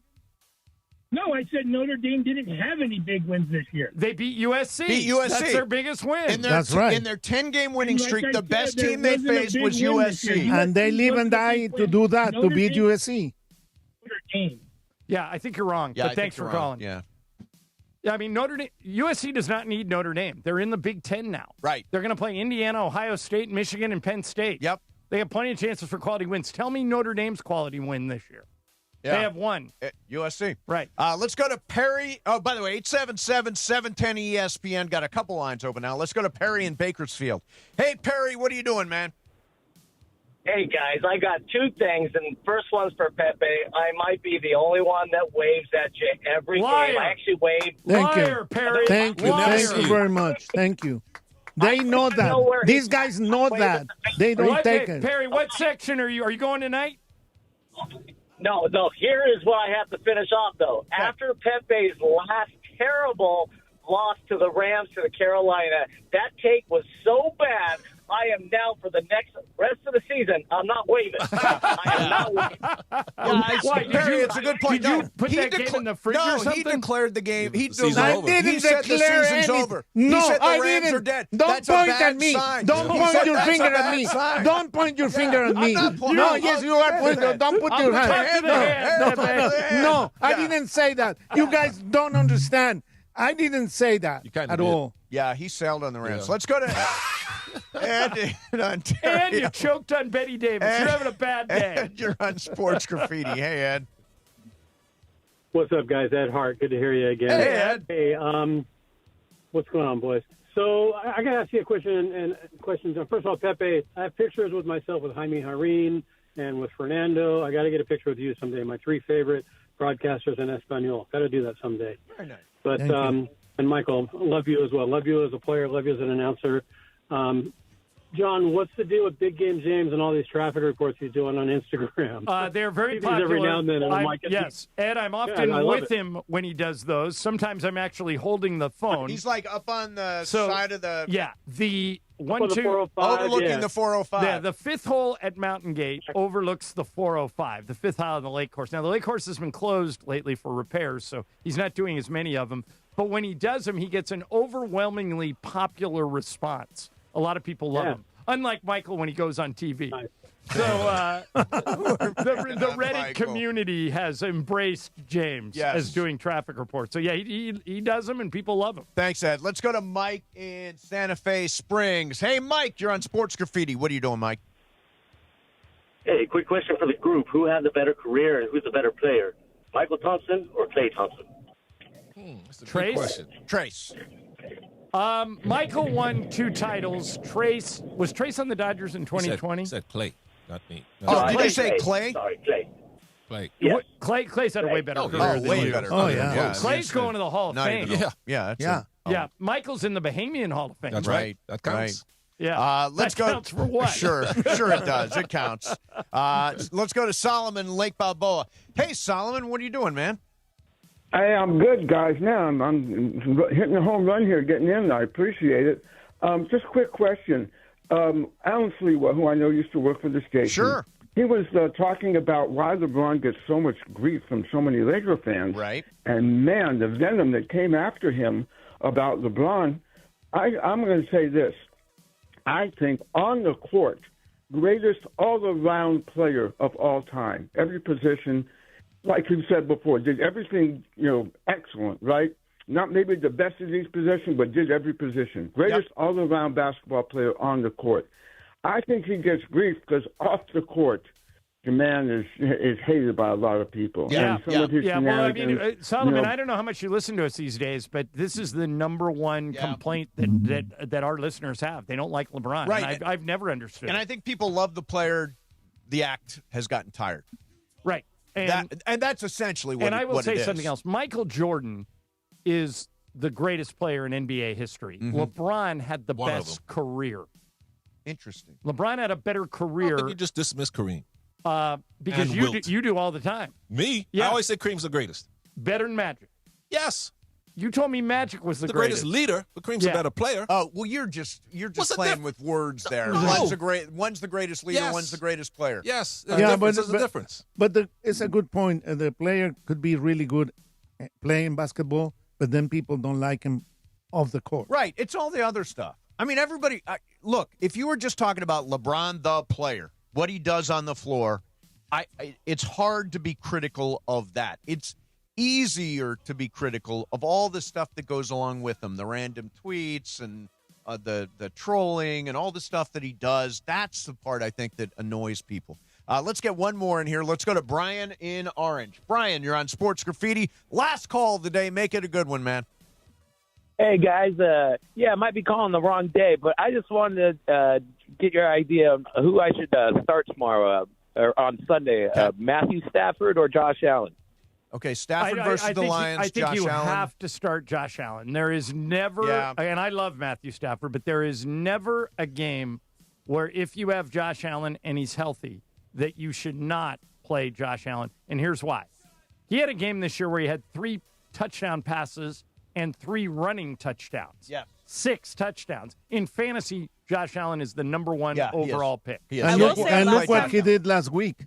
What's that? Last week, what he did to beat Cincinnati. Yeah. He played really good. Yeah, he put the team on his back. I will say the last time Matthew Berry was asked if they start someone else or Josh Allen turned around and had one of the worst days in his career against the Texans this week, and he threw like 2 or 3 interceptions, was a really bad fantasy night. So who knows? But he is definitely a better bet than Matthew Stafford because he earned more points. Even though I think And he Matthew runs. Stafford will have a terrific day on Sunday. Although I am Lions super are nervous tough. about this game. You should be. I really, and this is not a gimme. The Lions are very good offensively. Number 1 scoring team in the NFL. Offensively they are elite. And I think it's going to be a shootout on Sunday. So who's going to win that, according to you? I will pick the Rams to win the game. But I think I with pick you. it with not the greatest amount of confidence. 35-31 Rams. I think it's that kind of game. I picked the Rams. Anybody wants to bet $1? $1 against me? Against you? No, Yeah, who's going to bet on the I'm Lions? picking the Rams. Right, who's going to bet against the Lions? Here? Well, or who's going to bet for the bet Lions? for the Lions and against the Rams? We're the Rams station. I know, but some people might do you it. think somebody here is going to take up your bet? They will. If Kelvin Washington or Jeff Cathcart are still Michael here. will do it. You're Michael, trying. you want to bet Pepe $1 on the Rams-Lions game? You get the Lions. Yeah, I'll take it. Okay, There you There you go. go. There you $1, go. the usual bet. All right, let's talk about it on Sports Graffiti, sponsored by BetterHelp. Mental health is health. Our listeners, 10% off their first month of therapy. Just call pound 250 and say the keyword timeout. Coming up next for you, what Paul Pierce said about what Rich Paul When's Luke said. coming on? When's Robitaille coming 1:30. on? Okay. We'll play you some interesting stuff coming up next from Paul Pierce, Mason and Ireland, 710 ESPN. It's Evan Cohen. I was going to make this looky promo about the fact that tonight is Lakers Spurs at Crypto, and that we want the Lakers to win so they can play the Thunder on Saturday. And of course, you can hear CeCe's reaction as a Lakers fan tomorrow morning, since he is the number 1 Lakers fan of Unsportsmanlike. But I mean, we're not going to talk about the idea that I have a better throwing motion than Phillip Rivers, because I do. I mean, he's 44 and I'm 45. Who's to say he would be better than I would be? I'm just saying. You can hear more of this, this, on Unsportsmanlike with Evan Canty and Michelle tomorrow morning, 3 to 7 a.m. on ESPN LA. It all comes down to this, folks. Yep, the entire season is on the line. But my throat has officially thrown in the towel. Sounds like you need Vicks VapoCool drops. They're max strength and vaporize sore throat pain. Whoa! These VapoCool drops hit fast. Speaking of fast, did you just see that play? Yeah, he vaporized that ball. That pun should have come with a penalty. Vaporize sore throat pain with Vicks VapoCool drops. Use as directed.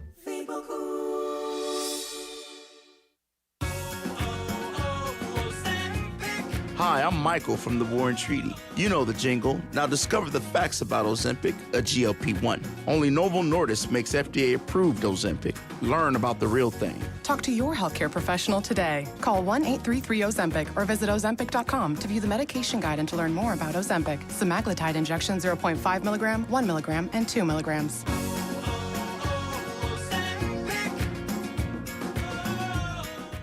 What's going on, LA? It's Bethel Duran, and I love my Toyota. And nothing says reliability like Toyota and two great dealerships, Northridge and Wondries Toyota. Right now, you can lease a brand new 2025 Tacoma for just $164 a month for 36 months plus tax. That's what I'm rolling in. If you're in the 818, go see my guy Reed Malib and the crew at Northridge Toyota. In the 626, go to Wondries Toyota.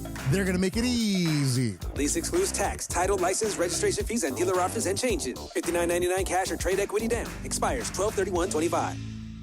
Thinking about selling your home? Seller's Advantage makes it easy. No agents, commissions, open houses, or costly repairs. They'll give you a fair cash offer with no surprises. One seller said, and I quote, "Seller's Advantage was faster, easier, and more rewarding than listing my house. The offer matched my expectations, and the process was stress-free."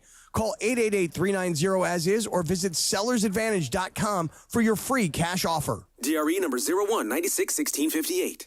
Don't worry, sell happy with Seller's Advantage. A partridge in a pear tree? How about a cold beer and some crab legs at the marketplace? Now your top reasons to visit Morongo. New Year's Eve Regency Ball. Entertainment throughout the casino, 9 p.m. till who knows. Number 2. Football playoffs are upon us. Catch all the action on our beautiful big screens everywhere you eat, stay, and play. And the number 1 reason. $25,000 in our Jackpot Palooza. Drawing 7 p.m. the 13th. Morongo, good times. Out here, days are getting a little cooler, and mornings are starting with a few more layers. It's the season for more time at the grill, more feed for your animals. Heaters burn late into the night, and the woods start calling your name. We appreciate hard-working hands, shared moments, and love for our land. That's why season after season, we're here for your life out here. Tractor Supply.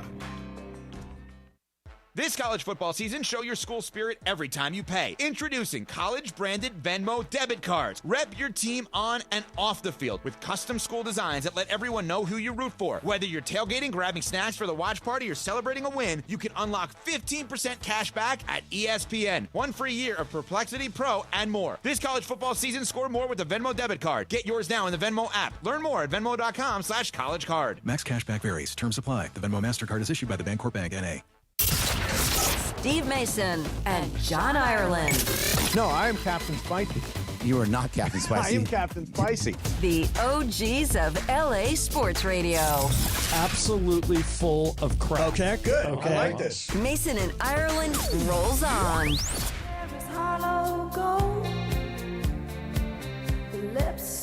There's Bette Davis. She was the subject of today's icebreakers. Pepe, who majored in old actresses at Pepe, school. who's the most famous old actress you ever met? You've met a lot of people. I told you a million times. You met Elizabeth Taylor. Yeah, that's it. That's it. That's the only one. Yeah. Who's your old actress I've ever met? Old-timey actress. That I've ever met? Mine's a really good one. I talked to her on the Snyder Show, Sophia Loren. Oh, yeah. I never met her. Oh, my God. How about you? So beautiful. Maybe Diane Cannon. Diane Cannon? Is she in that class? Is she in that class with Betty? No, she's Well, not. not with Bette Davis, but she's legit. Yeah, she's legit. What about you? Any old-timey actresses in your... The nicest legendary old-time actress that I've ever met. Does Faye Dunaway count? Heck yeah. She's not nice. Yeah, Not nice? no, I met her once. Yeah, I've heard she's not nice. Well, she's a legend. she's nuts. Yeah, nuts. But she was Okay. nice to me. She was nice to you. All right. And she was born in And have you Florida. ever met an old-timey actress? I've not met an old-timey actress. Well, interestingly, though, we're talking about actresses because you found a clip from Amy Poehler's new podcast, Great which pod, is called by the way. Good Yeah. Hang, and her guest was Julie Louis-Dreyfus.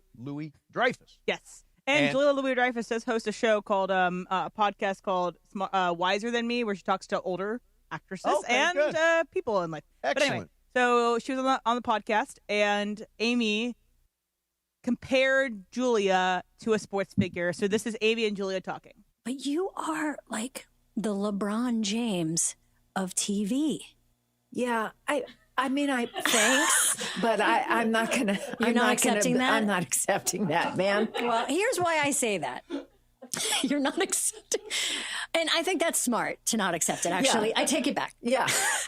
But no, but you have been. You're pretty good. Just say you're pretty good. It's fine. You have won 3. This is I'm going to extend the metaphor, and I'm pleased that I came up with this from a sports perspective because you're such a sporty girl. I'm such a sporty head. I mean, this is what this podcast is about. Sports. Yeah. Like, let's go deep into the draft. Into the draft and football. And let's get in there. The Kelseys. Let's go into there. Let's get deep in. Okay. No, but because you're LeBron, because you have won championships for more than one team. You have been on huge legacy shows more than once. Yeah.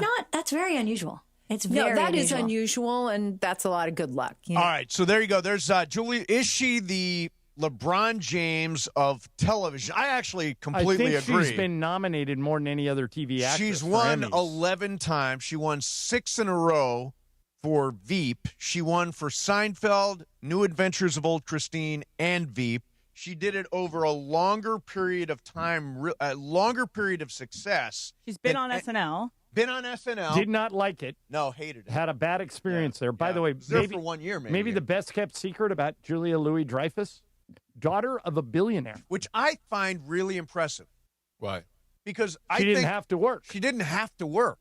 Like, if your dad is a billionaire, what's she gonna do? Sit around the house eating trinkets? Have you not heard about second generation money? No, she could have been Paris Hilton. It up. She could have been just Paris a mess. Hilton's she's got things going on. She's got cosmetics and She's stuff. a DJ. Yeah. Oh, she was a DJ. That's true.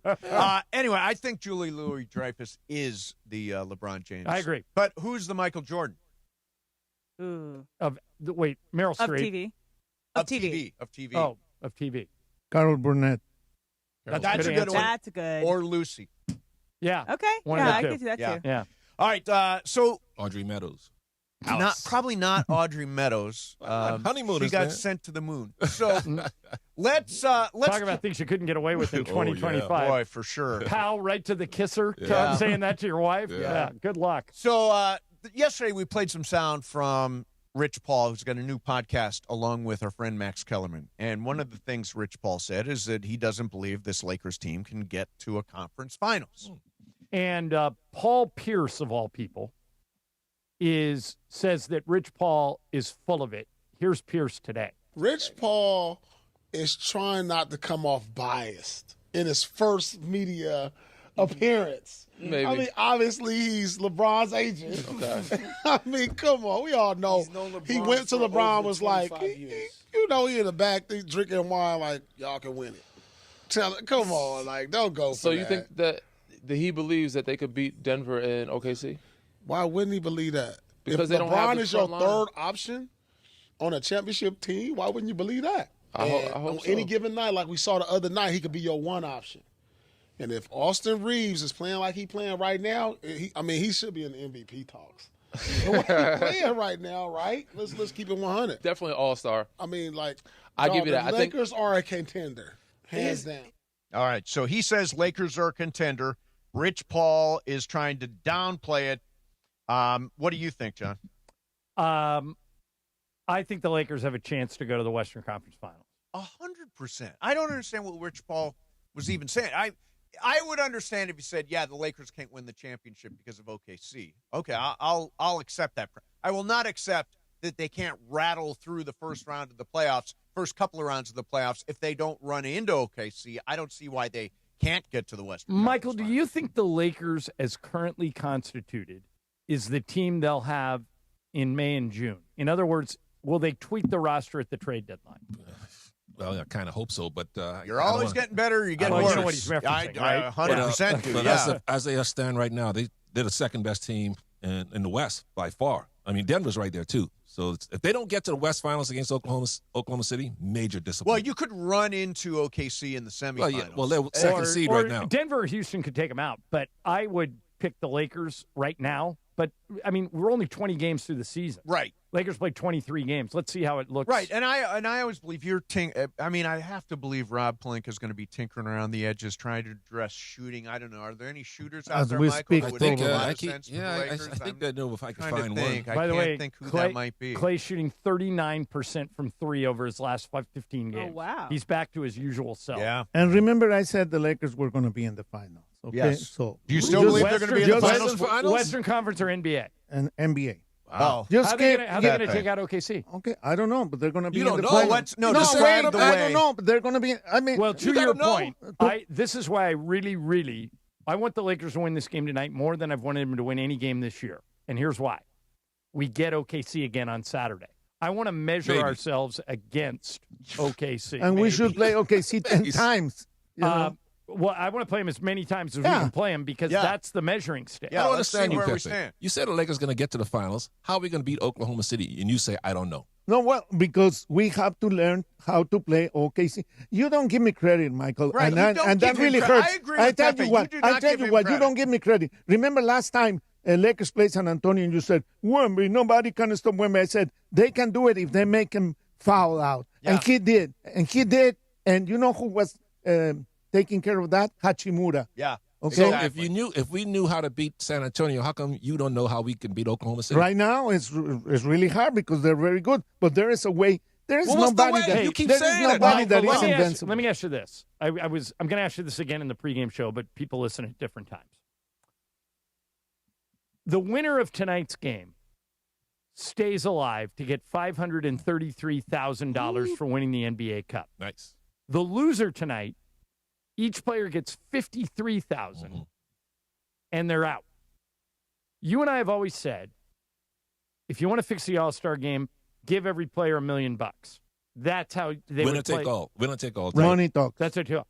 Do you think the money, specifically the financial aspect of this tournament, means these guys are going to play hard tonight, harder than usual tonight? Yes, because if I was a current player, that's the way I would feel. I want that $500,000. me too. $530,000 versus $53,000. I think tonight, you guys, is going to feel like a playoff game. Of course. I think tonight the Lakers are going to win, and I really think that Phoenix is going to beat Oklahoma City. It's going to be the surprise. You're wrong. Yeah, It's going to be the okay. Maybe I'm wrong. Maybe I'm wrong. But what if I'm right? I'll just lay this out for you. Oklahoma City is 23-1. The one is on the second night of a back-to-back in Portland, and they lost that game by 2 points. They are, Pepe, people, and you're guilty of it now. I didn't know you were on this list, but you are. People are ridiculously underestimating how good Oklahoma City is. No. I know they're very good. They are the best team since the Durant, Curry, Clay, Draymond Warriors. And if you want to even go back to Kobe and Shaq, this team is that good. And by the way, they're really good. I know, but there is no team. So there you're is saying no team in Phoenix history. beats them? So why do we play? Why do we play? They're going to win. How does Oklahoma Phoenix beat City is them? going to play. But how do they do it? Like they're 14.5-point underdogs. How do they do They're it? going to find a way to Why not the beat Lakers Oklahoma taking them City. out? Yeah, why do you think Phoenix will take them out? You do think the Lakers will go to the finals? Yeah, the Lakers are going to go to the I finals. understand everything you said except for Phoenix will beat Phoenix Oklahoma will City beat OKC. tonight. Phoen- How? Phoenix What's that game- is playing What's good. it look like? Phoenix Booker is goes playing off for good. 50? They're going to get him in, the way that you. Lou Dort's the best one-on-one defender in the league. Okay, yeah, but you can get him in trouble for fouling. Right, then you put Caruso on him. Okay, well, you can. Well, Caruso is not as good as the other guy. Let's be honest. OKC will lose again. Yeah. Right. You I don't just know, don't think it's you gonna don't be know when tonight. it's going to be. Yeah. I don't think it's going to be tonight. Because don't they have the same scenario where it's like $53,000 versus $530,000? By the way, And that's a good I motivation. will kiss your feet if you're right about Phoenix beating Oklahoma City. Whenever you're in here, I will wear nice shoes because I will kiss your feet. Wait a minute. Wow. If Oklahoma City beats or loses to Stockless? Phoenix tonight. Bare feet? Barefoot or shoes? Whatever Pepe prefers. No, I don't want that. I don't want that. That makes me sick. No. No. Come on. I bet you $1. No, we can't bet bet- NBA. You can't either. I got That's a right. thing here. That's right. We Luke cannot bet. Robitaille is coming up for you in just a minute. Make sure you're here for that. ESPN LA giving you the chance to win a brand new Pedego e-bike. Join Travis Rogers, Stuart Cravens, and Morales this Sunday for Rams post-game live from Hollywood Park Casino. While you're there, enter to win the e-bike, score other great prizes, signed memorabilia, game day tickets. Don't miss it. Hollywood Park Casino, 3883 West Century Boulevard in Inglewood this Sunday after the game. Got to be 21. Hollywood Park Casino, party and play 24/7. Again, Luke Robitaille is coming up next. Mason, Ireland, 710 ESPN. Did you guys know that the Lakers and Toyota have been in partnership for 50 years?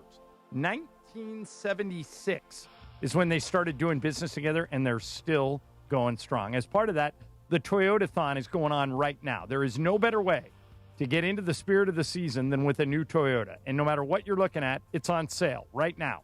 RAV4, Grand Highlander, Corolla Cross, all of it. And if you want to accessorize it, Toyota has partnered with leading accessory brands like ARB, Fox, Rigid, Rhino, and more. So you can customize with confidence. Never been a better time to get a Toyota. It's all part of 50 years of teamwork, innovation, and going places together. We make it easy. Toyota, let's go places. Rams fans, it's your boy Stuart Cravens. Pechanga Resort and Casino, the official tribal casino of the Los Angeles Rams, is throwing an epic watch party Thursday, December 18th at Kelsey's inside Pechanga as the Rams take on the Seahawks. Show your Rams love and come out and enjoy food and drink specials and score big with awesome prizes. Like a VIP sports experience inside the ESPN LA suite or playing a golf foursome with me at Journey at Pechanga. It's free to join, but spots are limited. Lock in yours now at ESPNLA.com. That's Thursday, December 18th. This is the ZipRecruiter Rams Report. Here's Travis Rogers. The Los Angeles Rams are headed to Week 15 with an NFC best 10-3 record after a 45-17 win against the Arizona Cardinals. Matthew Stafford throwing for 281 yards and 3 more touchdowns, bolstering his MVP case as well. And a huge portion of those 281 yards went to star receiver Puka Nacua, who continues to have an unbelievable season. 7 catches, 167 yards, and a career best 2 touchdowns in that game against Arizona, but he was far from the only one to have a big day. Colby Parkinson continues to impact the offense. 3 catches, 32 yards, and another touchdown for the tight end. Devontae Adams, a relatively quiet day, 4 catches for 29, but a lot of other Rams receivers in on it. Davis Allen, Kyron Williams, Xavier Smith, Jordan Whittington, Kanata Mumfield, and Blake Corum, all with catches. With Wednesday's Rams Report, I'm Travis Rogers. This is the ZipRecruiter Rams Report. Powered by ZipRecruiter. Looking for your next great hire? Try ZipRecruiter for free at ZipRecruiter.com/LA. When it comes to hiring, other job sites are still huddling while ZipRecruiter's already in the end zone. That's why over 4 million businesses have used ZipRecruiter to hire, and why 4 out of 5 employers who post on ZipRecruiter get a quality candidate within 1 day. Get in the end zone with ZipRecruiter, the smartest way to hire. Try it for free at ZipRecruiter.com/LA. That's ZipRecruiter.com/LA. I would like to tell everybody this. If you look at the Prize Picks app and you look at the bottom right corner, you look at the profile right down here, right here. Follow me on Prize Picks. I'll follow you back on Prize Picks. And now you can follow my picks. And I've been hot, and I can follow your picks, and we can all follow each other on Prize Picks. Let me tell you something. You tell that Italian stallion uncle of yours, Chris Morales, I have been hot on Prize Picks. Download the Prize Picks app. Use the code CAPPY, KAPPY. Make your first $5 lineup. Get $50 instantly from Prize Picks. Prize Picks, it's good to be right.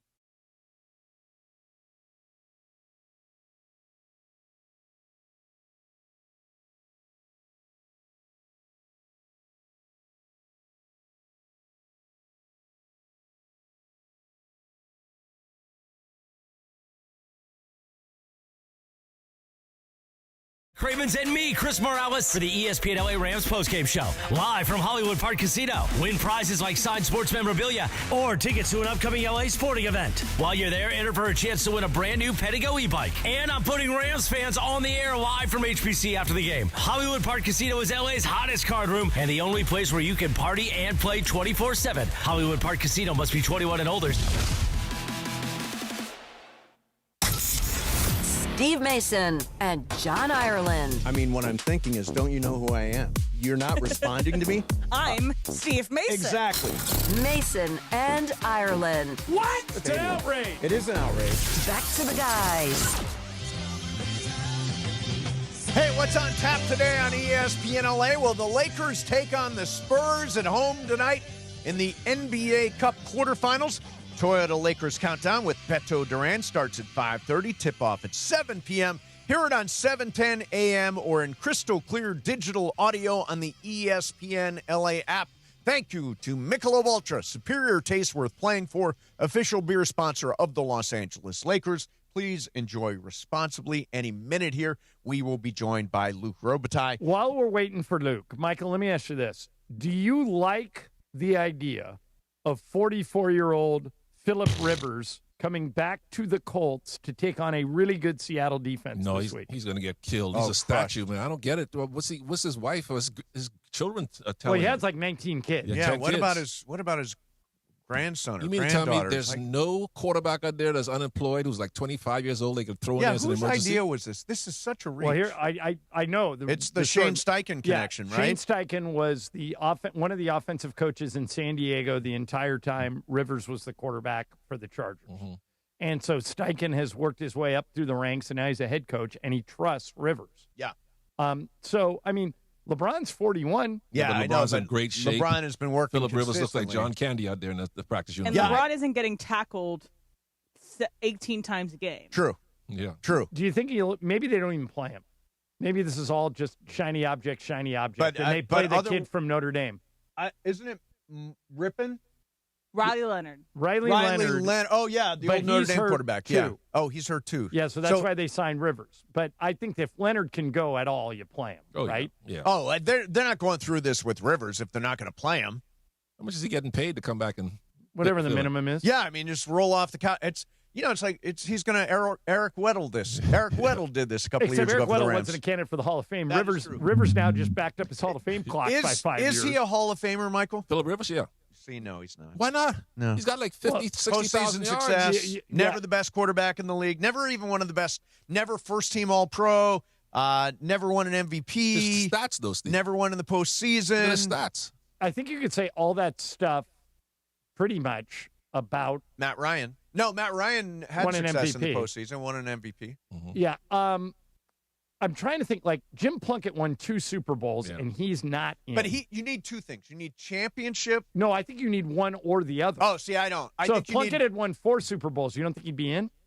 yeah, he'd probably get in on that in that scenario. I mean, Terry Bradshaw's in. Terry Bradshaw's stats aren't great, but he won 4 Super played Bowls. for a long time. He played for a long time, and he played in an era where you didn't light up the scoreboard the way you do now. Yeah. I just think Phil Rivers played in an era where everybody throws the ball. He was one of those guys that threw the ball. He did pile up a lot of yardage, but it's a lot of empty calories. Never won in the postseason. To me, he's not a Hall of Famer. He's Scott Rowland. Let's throw So, out. well, wait a minute. Explain how Antonio Gates is in, but Phillip Rivers isn't. And because you got to measure Antonio Gates against other tight ends. He's one of the most productive tight ends in history. Well, and so when is you Rivers. compare Phil Rivers is the top 10 quarterback all time in yards. Yeah. Correct, but again, what postseason success can you point to? Apply that to Antonio Gates. Yeah. Well, Antonio Gates, the quarterback gets hung with that. Running backs don't get hung with that. Offensive linemen don't get hung with rings. It's quarterbacks. We know the numbers of rings for quarterbacks. We know the number is 0 for Phil Rivers. He's Scott Rowland in the Major League Baseball. So would you take if I made you in charge of the Hall of Fame? Would you take Dan Fouts out? No. Yeah. Why? Because he threw for yardage when nobody was throwing for So yardage. does Joe Burrow need to win a Super Bowl to get in? Well, Joe Burrow's not a Hall of Famer right now. He might be. He may be someday, but he's not right now. Well, come on. He already is right now. You think if it all ended right now? Joe Burrow he's on the bubble. That's ridiculous. Can I throw out a name that's playing right now? Yeah. What about Jalen Hurts? No. He has won a Super Bowl. Been to 3 of them. Did he win an MVP? He's actually only been to 2 Super Bowls. I don't think he's won an MVP. No, he has not won an MVP. I don't think he did. He win the Super Bowl MVP? Yes, he won the Super Bowl MVP, I believe. this past year. So in other words, if you don't get a ring, then you don't go go into the Hall of Fame. There's a difference between not getting a ring and going one and done every year. But what about the great stats he put up over longevity? Again, stats are just stats. I'm surprised Well, you're you in. saying that. No, because stats help Stats are part of it, but is not success part of it? So he had 6 one-and-dones when he went to the playoffs. So you wouldn't put Dominique Wilkins in the Basketball Hall of Fame because he never won anything, but put up a lot of numbers, though. Yeah. It's what's the difference? It's a fair point.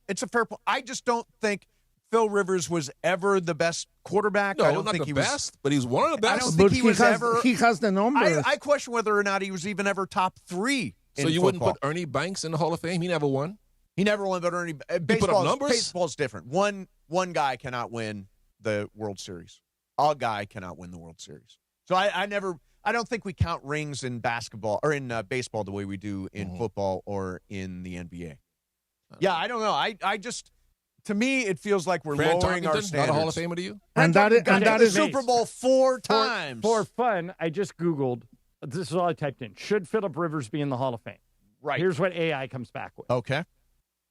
He has a strong case for the Hall of Fame due to his elite Ironman level of regular season starts.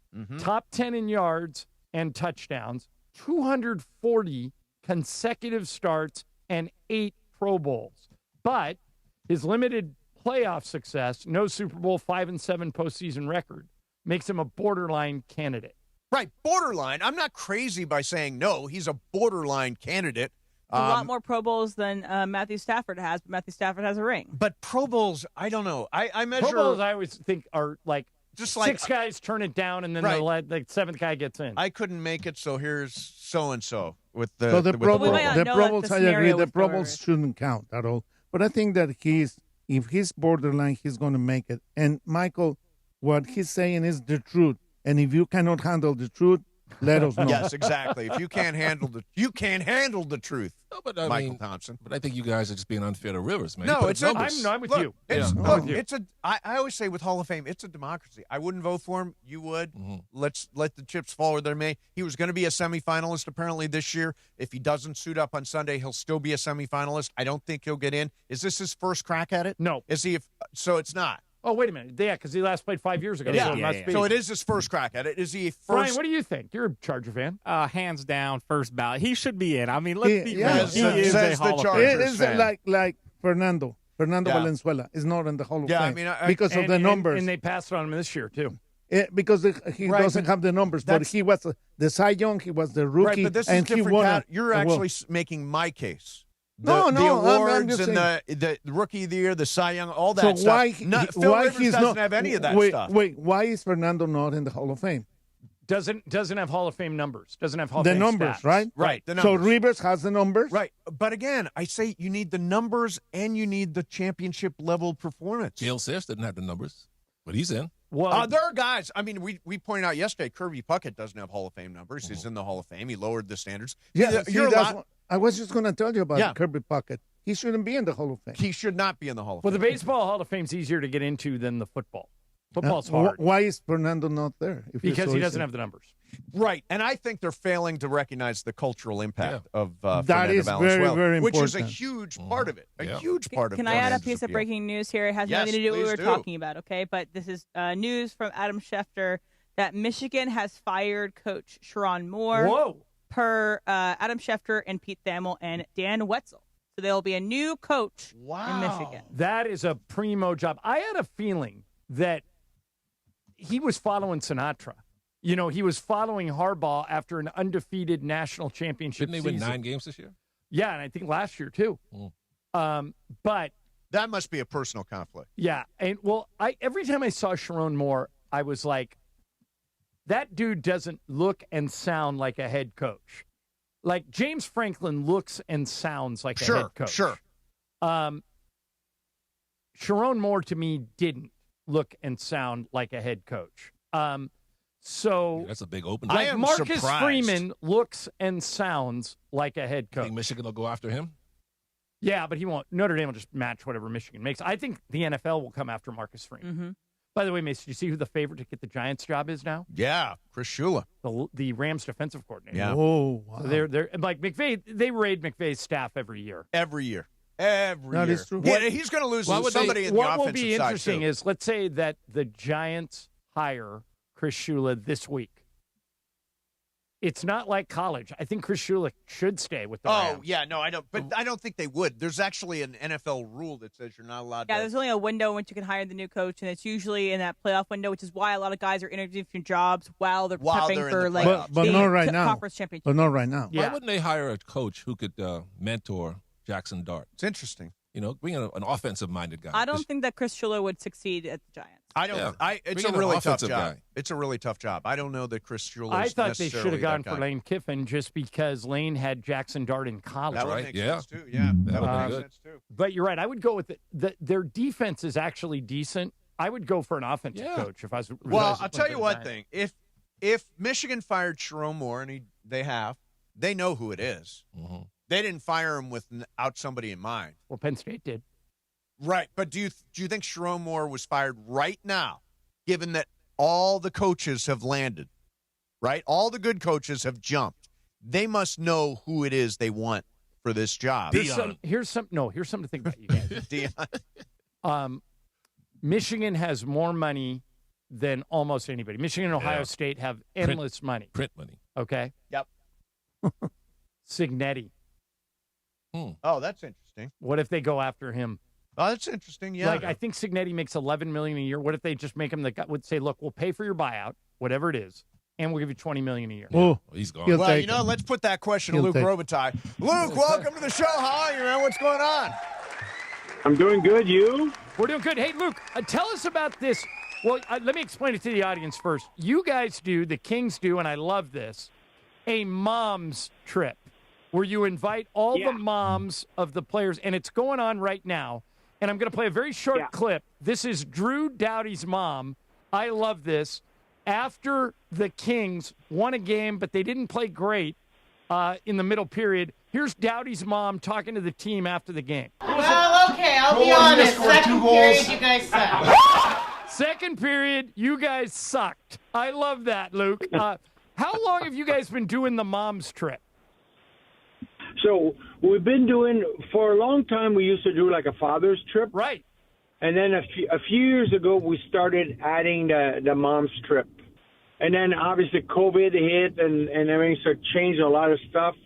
So every year, the way it's all based on collective bargaining agreement. Teams started doing that way back when, but you can only spend so much on players legally, so you're only allowed to do one trip a year. So we started shifting back and forth. 1 year the dads, 1 year the moms. We're exploring 1 year to do brothers and sisters or best friend. Oh, that's good. Just to make it fun. So, Luke, I know you have a lot of colorful moms on this trip. Who stands out? Like, do you have a favorite mom in the group that goes on the trip? Well, I've known Kopi's mom for so long, and I've known Drew's mom for so long. I love Drew's mom because she doesn't sugarcoat anything, as you guys heard. So she's really funny like that. You know, she'll just say it the way it is. A lot of the moms this year, they're new. Like, what was really fun for me is to meet Corey Perry's mom. Sure. And to tell her, say, finally, your son's on our team now. I don't have to complain about him all the time, like hitting our goalies and so forth. So she got a good kick out of that.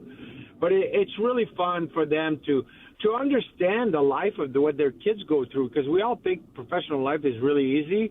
Start traveling and just seeing everything. I think they really enjoy it. So you guys seem like you got a little roll going on now. Won 2 in a row by a margin of 10-2. Offense seems to have woken up. What's gone right?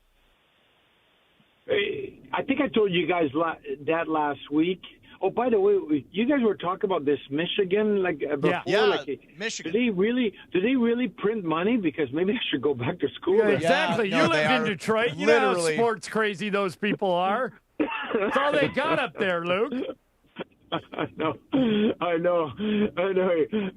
I think what I told you guys last week is data-wise, we knew our team was playing well. We were getting scoring chance. We were hitting posts and so forth. So you want your team to keep playing the same way because you know it's sports is going to turn around, and it has now. You know, like now it seems to hit our guy and goes in the net. As of last week, it would hit our guy and then go hit the post and so forth. I mean, we played a game last week. We missed 3 empty netters. Like, it was just kind of a weird play. you scored those 3, you win 4-1. We ended up losing 2-1. So, but we collect a lot of data, so we knew our team was playing well anyway. You say you collect a lot of data. Is there like an analytics department with the King? Like, do you guys use analytics? Absolutely, yeah. I think our group now on the hockey side is upward or 7 people. So wow. I think they collect about 100,000 events a game. Like every little thing that happened on the ice, we collect it. We know when a guy's getting tired or Luke, where he's going and so forth. We know a lot. Okay, so I'm glad you brought this up because, as most of our audience knows, before you were an executive, you were a great player. Most old-time players shake their head at analytics. Like Michael Thompson sitting next to me right now. Michael, you hate analytics, right? Hate it. Luke, even though it gave his kid a job. I know. But, Luke, how do you measure your instincts, which had you have a Hall of Fame career, versus analytics, which gives you valuable data? Do you like them or take them with a grain of salt, or how do you feel in general? Well, we don't take him on a grain of salt, but Michael's right. Like here's what we do. Example, when we scout kids, we put the data on the analytics, and then we put the data that our scouts enters, okay? Right. And then when we make a trade, we do the same. At the same time, there's a feel of how the players go, because you can have all the great analytics you want, but in our sport, if the guy's always really good in the first period, in the second period, then in the third period, you're down 3-2, it's time that courage comes in your face and so forth, and he's never there. You're able to see that now more. But there's one thing that we know once we've played the game, it's really hard to collect what it's in the heart. Yeah. Like, what kind of price is a player willing to pay when it really matters or when no one's looking? And that does make a huge difference. So we do collect, we do look at it, and a lot of time is to value what we're seeing, you know? So you're looking at a guy, he looks fast, is he fast, you know? Then you're able to look at it and make sense out of it. Last thing for you, how do you keep all the moms in line on this trip? Like, how do you keep them in line and playing by the rules? Because, you know, moms generally are, like, in charge. They like to run things. Yeah, this is one of those trips that we got to bring a few more people, and at the same time we got to surprise them because moms are used to running the household. Right. Yep. So at this time we want to make sure they're always surprised, so they don't know, so they're able to just enjoy themselves. We try to make it as calm as possible on them, and we do send as many people to make sure they really enjoy their time, but it's definitely a different ride for them, that's for sure. But it sure seems like they're having a great time. All right, Luke. Well, you whenever you come on, you guys always win that night. You're at Seattle tonight, so bring home a win, and we'll talk to you next week. Okay. And then Marty's coming after Christmas, guys. Oh, I like it. Hear that, Morales? Look out, Chris Morales. Right. Here he comes. Hey, Luke, say hi to the moms for us. Yeah, I will. He did say it's a good idea to order the ambulance. Okay. I like that. We will have one standing by, Luke. Thank you very much for coming on. Appreciate it, man. Hey, real quick breaking news, John. This is for you, too. Sharon Moore was terminated with cause following a university investigation. Credible evidence was found that Coach Moore engaged in an inappropriate relationship with a staff member. Ooh, so he got me too. This conduct constitutes a clear violation of the university policy, and UM maintains zero tolerance for such behavior. Wow. I'm sure we'll get some more details. Yeah. All right, coming up next for you, we're going to do Game of Games. Schedules juggled around today because we got Bob Costas and Sean McVey coming up in our 2 o'clock hour. So it's Michael's game coming up next. In the meantime, the NFL is back at Cosm. If you have not been to Cosm, what are you waiting for? It's spectacular. You can watch NFL games in shared reality at Cosm, feel the energy of the game in the dome and in the hall. If you've not seen a game at Cosm, I am telling you, it is amazing. You are surrounded by it. It is literally like you're immersed in the game, like you're on the sidelines or you're courtside. And this season, before every Rams home game, you can hang out with ESPN LA's Travis Rogers and Sua Cravens for the Rams pregame show live from the hall at Cosm. And if you got a ticket to the game, you go on in for free. Don't miss out on Cosm's signature menu of local food favorites, craft cocktails, and beers throughout the venue. To learn more, visit Cosm.com. Perfect Christmas gift. Bring your family to Cosm. That's COSM.com. Cosm.com. Mason and Ireland, 710 ESPN. Your Lakers, your season, your home. Tonight, the Lake Show return home for an NBA Cup quarterfinal matchup. Austin with 3. 30-footer. Of course it's good. It's Lakers versus Spurs from Crypto.com Arena. Coverage begins tonight at 5:30 p.m. Look in the left corner. Tough 3. It's good. Wow. The Lake Show lives here. 710 ESPN and the ESPN LA app. At Normand Legal, we don't sit on the sidelines. We fight to win for you. If you've been in an accident, car, motorcycle, truck, or a fall, don't wait. Call Normand Legal right now. We've helped thousands recover. I would like to tell everybody this. If you look at the Prize Picks app and you look at the bottom right corner, you look at the profile right down here, right here. Follow me on Prize Picks. I'll follow you back on Prize Picks. And now you can follow my picks. And I've been hot, and I can follow your picks.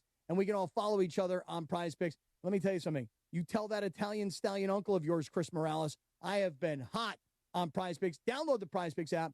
Use the code CAPPY, K-A-P-P-Y. Make your first $5 lineup. Get $50 instantly from Prize Picks. Prize Picks, it's good to be right.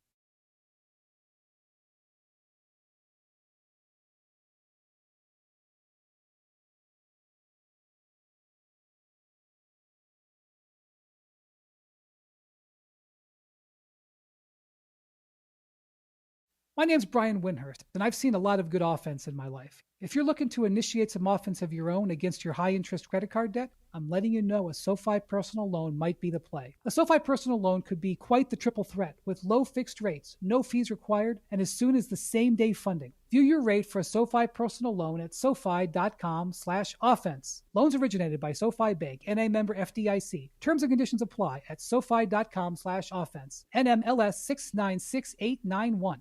Morales here, and if you're in the market for a new ride, there's only one place to go. You know where it is, the Big Cat, Felix Chevrolet. You know the one right off the 110 in downtown LA with that classic black cat, Felix the Cat, smiling down on Figueroa. They've been serving Angelitos for over 100 years with unbeatable deals, an amazing selection, and service that treats you like family. A la familia. So whether it's a brand new Chevy or a certified pre-owned, make your next stop Felix Chevrolet. Head over to Felix Chevrolet, the Big Cat today. Ask for my guy, the GM Nicky D, and say, hey, I want to see that Big Cat. Whether you're building a single roof or a successful roofing business, roofing contractors like you need the right tools for the job, and software is no exception. Service Titan is on a mission to be the most powerful software platform for the trades, with purpose-built technology proven to maximize revenue, streamline operations, and deliver 5-star customer experiences. We are taking roofing companies like yours to the next level and beyond. Service Titan. We are built for this. See what we can do for roofers at servicetitan.com.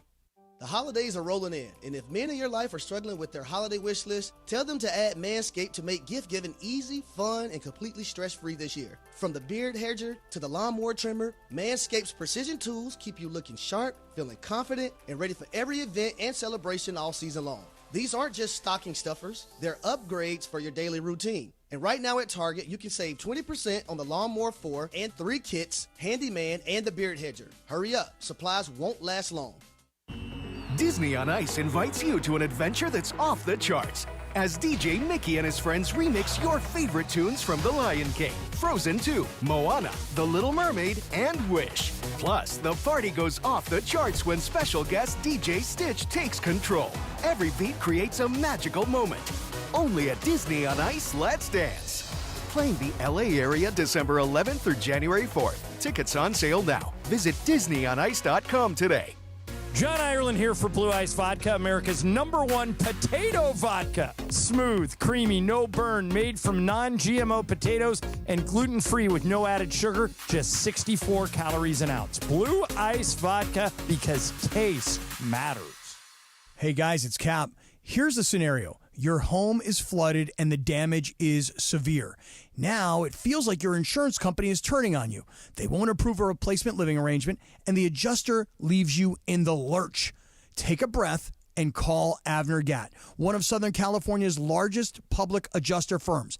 Avner Gatt knows how to fight back when your insurance company makes you feel like a criminal, leaving you with no hope of getting into your home and getting it all back together. With decades of experience and a passion for helping people, Avner and his family take the call themselves.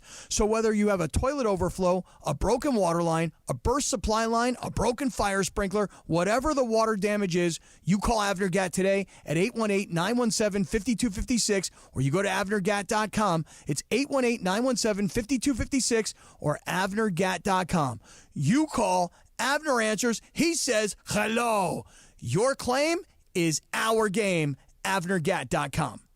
Hey guys, it's Sedano. Looking to score big on flooring? Kick off your project with Hernandez Wholesale Flooring. Every day's a win, no gimmicks, no markups, just the wholesale deals on every surface. Call 866-62-FLOOR or visit them on the web, hernandezwholesaleflooring.net. No sale beats wholesale. 710 ESPN, your home for the 17-time world champion Lakers. KSPN Los Angeles, a Good Karma Brands radio station. All right, it is Game of Games time. Don't forget, if it's 2 o'clock, so don't get freaked out. It's Game of Games, but it's 2 o'clock. We're doing it early because we got Bob Costas coming up and we got Sean McVay coming up. Michael Thompson and Pepe Mantia are here, and it is Michael Thompson's game. Michael, what do you got rolling there? Pepe suggested a topic of today's game, so I took Pepe's suggestion. Okay. Today's game is about a sport Pepe and I love, and a sport you two idiots never talk about on this, the second greatest sports talk show in LA history. Which is? What is it? What's the sport? Loose cannons, of course. Yeah, what's the sport? No, what's the sport? The game is about science, the sweet science, boxing. Oh, good. Oh, boxing. All Okay, right. yeah. All right, let's go. In the movie Raging Bull, Robert De Niro plays which boxer? Jack LaMotta, Gino LaMotta, or Jake LaMotta? Brian. Jack. Emily. Jake. Mace. Jake. I'm going Jake. Pepe. Jake. It is Jake. All right, everybody but Brian is on the board. In the documentary When We Were Kings, who was Ollie's opponent in the documentary? Joe Frazier, Ken Norton, or George Foreman? Emily. Fraser. Mace. Frazier. Foreman. Oh, Pepe. it was Foreman. Foreman.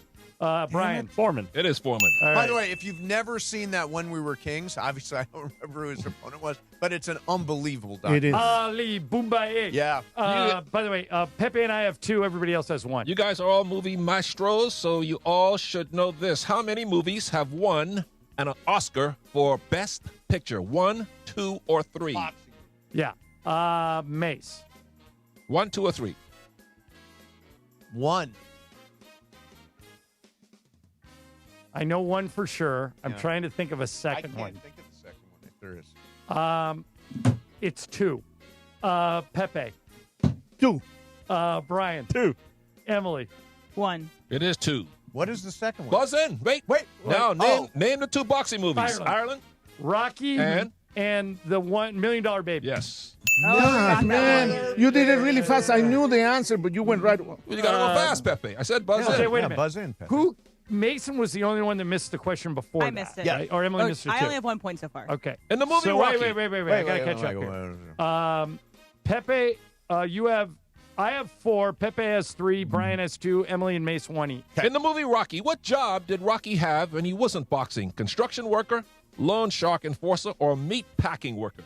This one's me. I'll go meat packing worker. Pepe. Meat packing. Brian. Meat packing. M. Pack that meat. Mace. It is meat packing. Loan shark enforcer. No, Oh. wait a Oh, minute. he did. That's right. He got the meat packing job later. Yeah, that's right. That's right. Yeah. I've only we seen this all movie missed once. it. Oh, my gosh. Okay. The first black heavyweight champion was who? Jack Robinson, Jack Jackson, or Jack Johnson? Robinson, Jackson, or Johnson? Pepe. Johnson.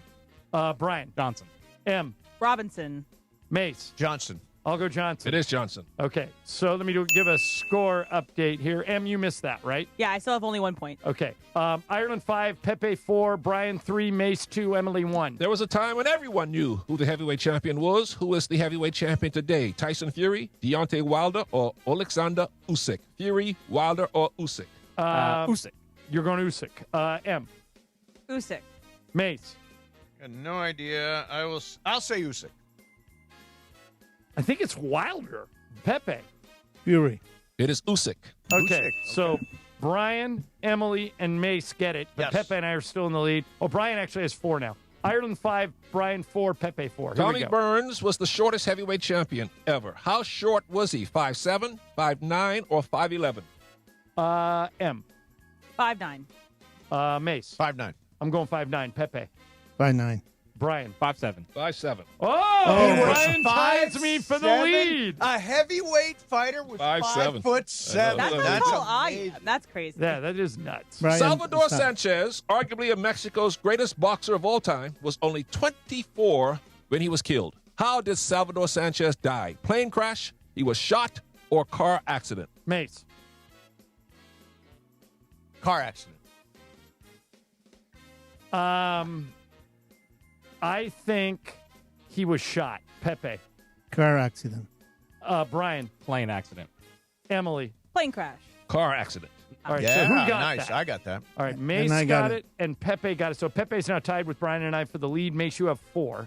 M has 2. Who did Muhammad Ali beat to become heavyweight champion? Floyd Patterson, Henry Cooper, or Sonny Liston? This one's me. I'll go Sonny Liston. Pepe. I think it's Sonny Liston. Brian. Sonny.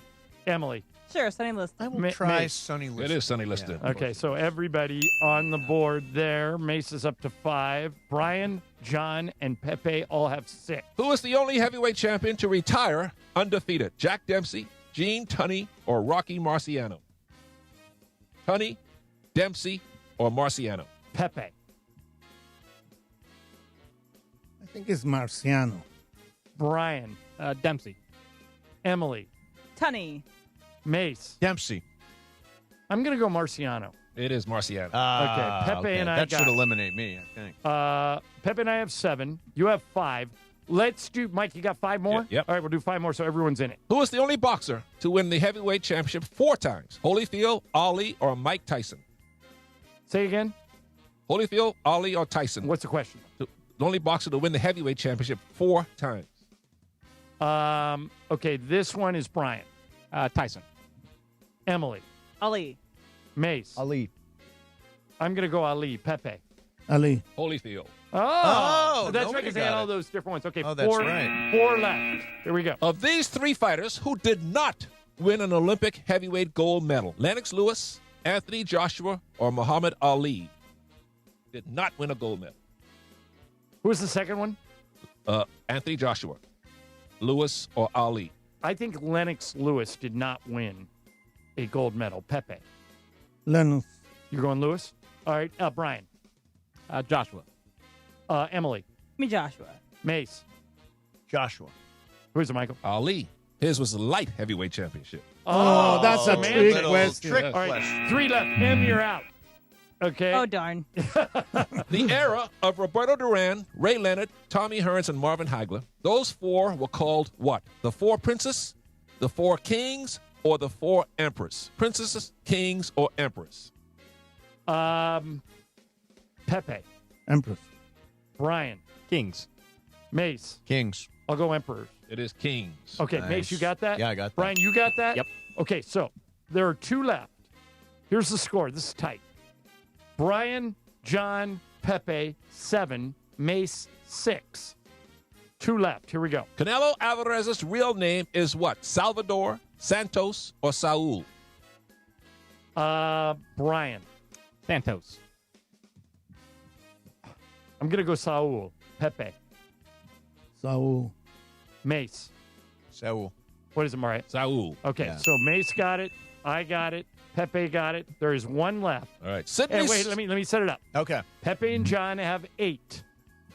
Brian and Mace have 7. So you 2 have to go opposite of Pepe and I. Okay, here we go. Sydney Sweeney will portray women's boxing's first major star in an upcoming movie. What is the name of the boxer Sydney will portray? Kelly Martin, Cindy Martin, or Christy Martin? Pepe. Christy Martin. I also think Christy Martin. You guys are dead. We are shut out. Yeah, It is Christy. Okay, so it's Christy Martin, right, Michael? Yes, Christy Martin. Okay. But so- Brian was Yeah, alive. we No, all, but they You were guys one got it right. behind Yeah, us, it was and we Christy both Martin, got it yeah. right. And that was the last By one. the way, the movie already came out. It is generally Stinker. considered to be the biggest bomb in motion picture history. I saw it, and it was a stinker. You know what I say about Sydney Sweeney playing Christy Martin? She's just misunderstood. Yes. All right, Pepe. Tiebreaker? Tiebreaker between Pepe and I. You got something to write with over there? Oh, it's the tiebreaker. Yeah, here. I have it. Oh, throw me that back. All right, here we go. Here we go. For his fight versus Conor McGregor, Floyd Mayweather made the highest purse for one fight. How much did Floyd get for the Conor McGregor fight? Okay. Writing down numbers. All right, Pepe, did you write something down? This is for Don't everything. say what it is, but did you write something down? Yes, okay. Pepe All has right. written something. You've written Pep, something. I wrote $75 million. What'd you write? 65. What is the answer? $280 million. Whoa! Ireland with the win. Whoa! We were both way low. Is that after the pay-per-view, obviously? Yeah. Okay, so that's what we didn't figure in. $280 million. It wasn't just the purse, it was the pay-per-view. Yeah. That's the powder of the purse. Well done. That was a good game, though. Yeah, that Very was good game. Good Hey, game. All by right. the way, just to tie everything back to the very beginning of the show, Yeah. do you know during the suitcase episode of Mad Men we were talking about, they had the Liston Ali fight on it was going on while And that was like the episode- titular suitcase. They're trying to sell the suitcase. She ends up the pitch Samsonite, right? Yeah. Samsonite. Over top of it, reenacting the Ali Liston fight. All right, so real quick, because Pepe and Michael are out of here, because we're going to Bob Costas, and then after that, we're going to Sean McVay. Going to Bob Costas. Pepe, what happens tonight at Crypto? Close, not close? What do you Close, the Lakers win. think? Michael? Lakers win by 13. I think Lakers win by 3. That's close. The line is 7. I'm going to bet it against the line. Give me 20,000 mythical dollars on the Lakers minus the 7. There you go. Trying to catch you. Yeah, but I'm going to put a big NFL bet this weekend. Okay. $50K on a parlay this weekend. Nice. So it's up for grabs. All right, Michael, great seeing you, man. Thank you very much. Are you doing radio or TV tonight? I'm back in the minors. Oh, Radio. back in the minors. Yeah. Oh, back to AAA. Stu is back tonight, baby. Nice. Good Yeah, for Stu. Pepe, we don't know until this in-season tournament gets worked out, but I think it's next week when the next Laker home game is. Pepe, we'll see you sometime soon. Yeah. Yeah. I hope so. Are you going to the game tonight? No, not going tonight. What? No. That's ridiculous. Not going tonight.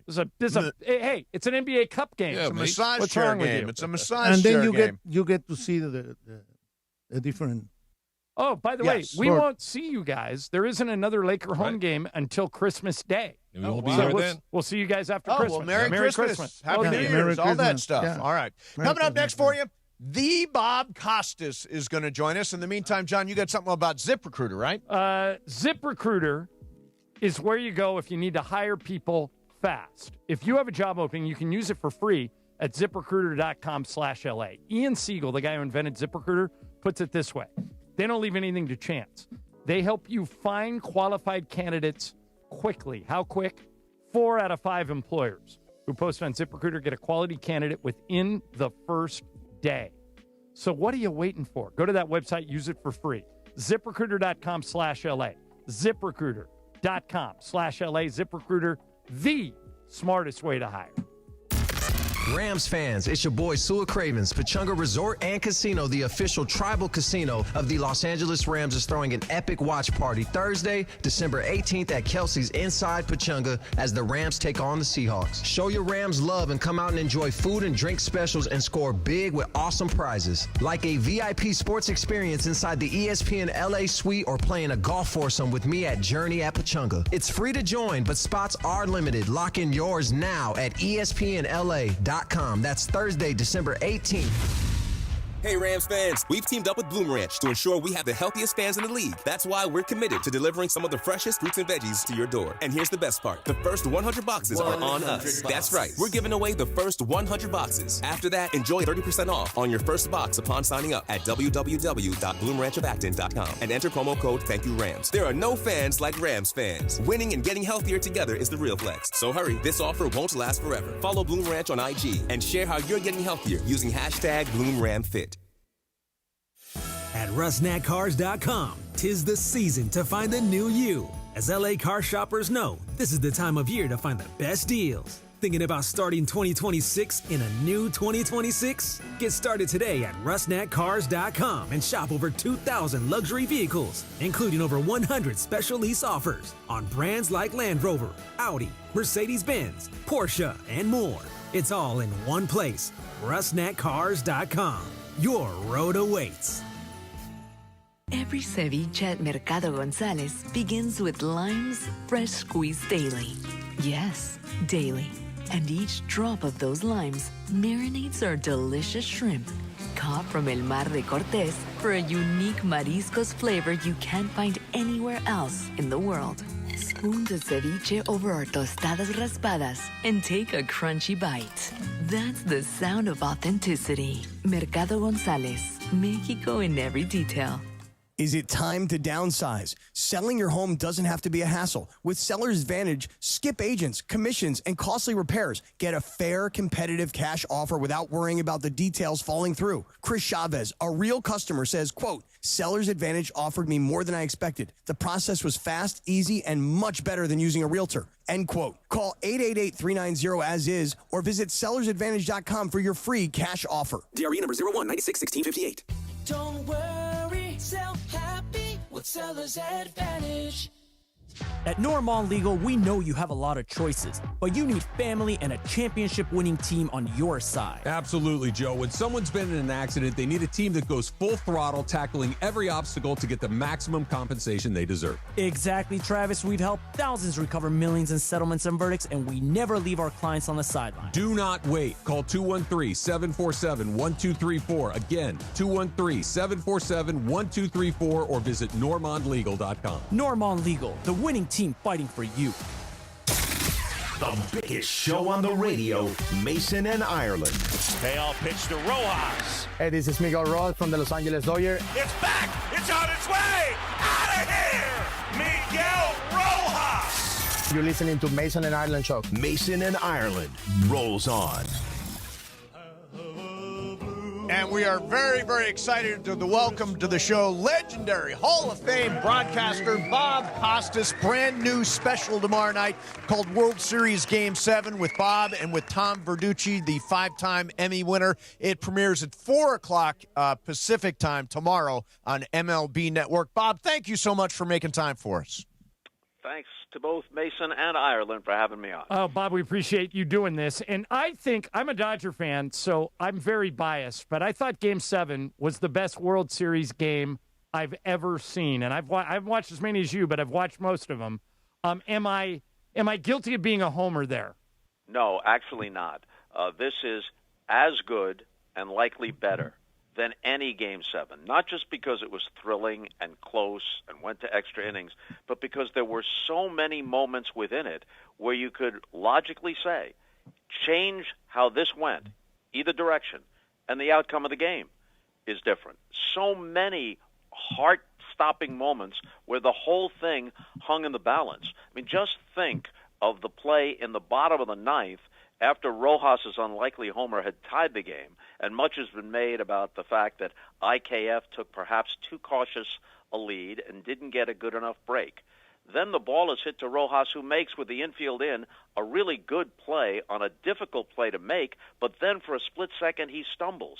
His heart must have been in his throat. Then it would have been irrelevant if he hadn't righted himself that IKF didn't have a good lead. He would have scored easily. But not only does he right himself, he makes a very good throw under the circumstances. He's off balance. Now Will Smith has to reach like a first baseman for it, and he has the presence of mind to know that his heel might have come off the plate, and he puts it back down a millisecond before IKF slides in. And some have said since it was a force play, there was no need for him to slide. He could have run through the bag through the plate like you do at first base. But then on top of that, it was close enough to be reviewed. Of course the Blue Jays asked for a review. You could have had the 7th game of the World Series end on a replay review, which would have been utterly bizarre.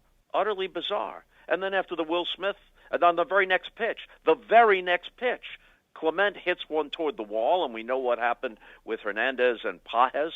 Considering the circumstances, as Tom Verducci says, and few people are as knowledgeable as Tom about every aspect of baseball, including its history, he believes that under the circumstances, yes, it was a great catch, and there have been others that were as great or perhaps even greater in terms of what was required to make the catch, but considering what was at stake, the entire World Series on that play, he thinks it's the greatest catch in World Series history, and all of this happens within a matter of moments, and we barely scrape the surface of all the other things within that game that not only could have affected the outcome, but provide one of the things that makes baseball so great, debate about what if. Should they have pulled this guy? Should they have brought this guy in here? We could be talking about this not just throughout the offseason, through the history of baseball. they'll be talking about this game. Bob, and the whole World Series, I'll stop talking in a second. That's okay. It isn't just that the seventh game was so great. You had two other games that were epic. Think of the way Game 6 ended with the Hernandez throw to Rojas on the little blooper. I think Varsho hit it. If that ball drops, they tie the game, and maybe they win the game right there, and it's over in 6. And then you have the 18-inning game in Game 3 ending on the Freeman walk-off. I mean, this World Series was insanely great. Bob, just because I know you're doing a lot of interviews for this, we had Miguel Rojas on after the World Series, and he told us he can't watch that play, the one where you said his heart might beat. It causes him too much anxiety to even watch a replay. Even though they won, he can't watch it. So you're dead on when you say his heart must have been in his throat. Yeah. But you could tell in that one split second the anguish he must have felt. Oh, my gosh, sure. I just threw the whole World Series away. Yep. But he had the presence of mind to come up with a good enough throw to extend the game.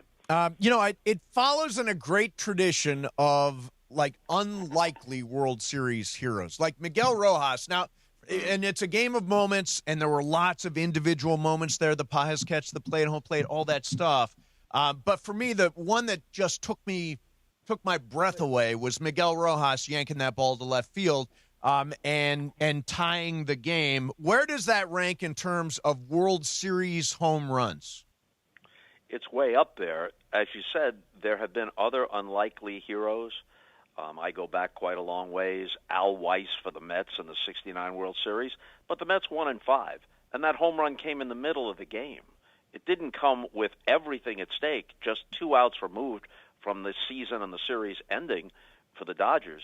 I can't think of someone that fits the bill of A, unlikely character to be a hero, but also the importance of the moment. Hal Smith in the epic 7th game of the 1960 World Series, which is remembered for Bill Mazeroski's home run that won it in the bottom of the 9th.